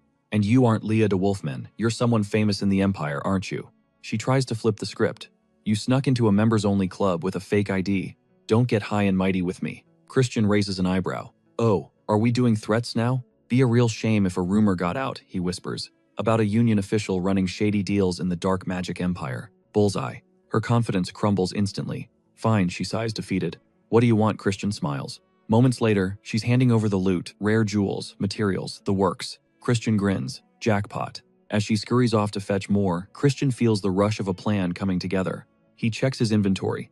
It's exactly enough to craft that specific drug formula. This isn't greed, he tells himself excitedly. It's damage control. I'm preventing a disaster here. It might not make him a god overnight, but it's enough to wreck at least one or two of Marquis Langham's backup plans. Christian exits the auction house swagger intact, cutting through the nearby training grounds where the air is thick with the sound of sparring. Yo, where you headed? One of the grunts hollers, locking eyes with him. Get in here and break a sweat with us. Christian freezes, barely sparing them a glance before waving his hand dismissively. Pass. I'm wiped out just walking over here. Besides, why bother training if I'm not going to fight like a soldier, or like Rowan for that matter? He spins on his heel, tossing a lazy, good luck with the grind over his shoulder, leaving the trainee staring daggers at his back. You coward, the guy screams, veins popping. But before he can charge, a buddy steps in, gripping his shoulder hard. Let him walk, man, the peacemaker sighs. It's not like he's gaining anything from this anyway. If he keeps dodging real work, he's gonna get left in the dust soon enough. He watches Christian drift away. He shakes his head, muttering, waste of talent. Why's a guy with that much potential throwing it all away? Christian gives a subtle nod, acknowledging the chaos. Meanwhile, Ruvid is racking her brain trying to figure out his endgame. She tosses him a heavy bag. Internally, he rolls his eyes, uncultured savage, but realizes beggars can't be choosers right now. I still don't get your angle, Ruvid admits, eyes narrowing. But keep my identity on the down low, and the loot is yours. Relax, your secret's safe with me, he smirks. Besides, this isn't the last time our paths will cross. I'd prefer if it was she shoots back. Ignoring the shade, he pivots to the topic of her name. So is it Ruvid? Or should I stick with Rowena? He lets the question hang before dropping the bomb war is coming. The Union and the Dark Magic Empire are both sharpening their blades. The political temperature, it's hitting a boiling point. If this blows up into a full-scale war, trade routes get locked down tight. One side's gonna fall, and your profits, they'll get slashed in half overnight. Ruvid scoffs, waving him off. War isn't some game you joke about, kid. You sure about that? He challenges. The whispers coming out of the capital lately, they don't sound like fairy tales. She goes silent, the gears turning. The tension in the imperial capital is real, and the noble houses are thirsty for blood. Why tell me this? She snaps. You think a simple merchant can stop an army? Christian leans back, cool as ice. Nah, but you could sponsor me instead. Back me up and I'll build a future where that war never happens. Seeing her confusion, he breaks it down. Any invasion force has to march through the southern dark magic kingdom. That's dark mage territory. If I snag the Duke title and prep the defenses now, we dodge the apocalypse. And your gold piles stay safe. So do we have a deal? She's not flinching, he thinks. She knows I'm her best bet. Finally, she extends a hand. You're on. But screw me over, she warns, eyes cold, and I'll drop you in a heartbeat. Christian just smirks. I don't repeat myself. Whatever you say, Miss Moneybags, he thinks. Even if you did save my skin once. Safe travels, he calls out. Cut to later, Christian is holed up working on a new project. Since I'm dealing with the ultimate poison dark magic family, he muses better whip up an antidote just to be safe. It's been ages since he brewed one of these, and honestly, he's feeling a little rusty. Flashback to his past life in the legendary medical clan. Christian is sweating, struggling to keep a weak flame alive. Come on, fan it harder, Elra commands. Our clan never loses control of the fire. Who do you think you are? He snaps back. Memories flood in, meeting her on the bloody battlefields of the First War. She was just a kid, forced into war after the Demon King Evil Blood slaughtered her entire family. Their healing skills were god tier among the 7 great allied clans, and the Demon King saw that as a threat. Elra took a hit she couldn't heal. As Christian frantically fans the flames, she watches him stunned. He recreated our secret medicine from a 5-second explanation, she thinks, eyes wide. Where were you all my life? She whispers. Christian grimaces. Even the saintly medical clan is crumbling now. The clan head is already coughing up blood. He knows the only reason he's still breathing after the Demon King's attack is her brew. Elra hacks violently but forces herself up. I can't rest, she gasps. Not while people are out there dying. This world is in chaos. It's a tragedy that our bloodline ends here. Forget the past, Christian yells. Just focus on surviving. But she ignores him, reaching for a book on the table. She reveals the ancient tome, dropping the lore. It contains the last surviving secret arts of that legendary medical clan. Between violent hacking coughs, she begs him to take it. He tries to get her to chill and rest, but she suddenly latches onto his hand. Her eyes plead with him to save the suffering in her place, just so she can check out of this world with 0 regrets. She passes the legacy to him. Voice barely a whisper, he asks if he can finally call her master. It feels surreal giving such a heavy title to someone who looks so fragile. But deep down, he knows she didn't miss. She picked the right successor. From that moment, Christian steps up as the 27th head of the clan. Even with a fragmented manual that barely scratches the surface of the clan's true power, he hits the battlefield. He's got a promise to keep. He grinds until the world knows his name, the saint on the battlefield. Flash forward to now, Christian murmurs a quiet confession to his old master, telling her she's probably vibing peacefully in the afterlife. But even in this new timeline, nothing changes. He is riding or dying for that vow. Meanwhile, cut to the marquee, he finally snags a letter from his young lord. Pure hype washes over him. He chuckles, flashing back to how Marion used to go absolutely feral when she locked in. Wondering whose blood actually runs through this kid's veins, he rips into the envelope, dying to see the tea inside. He shoots a sharp look at his aide, dropping the order. Time to set the stage. Get everything ready for my son.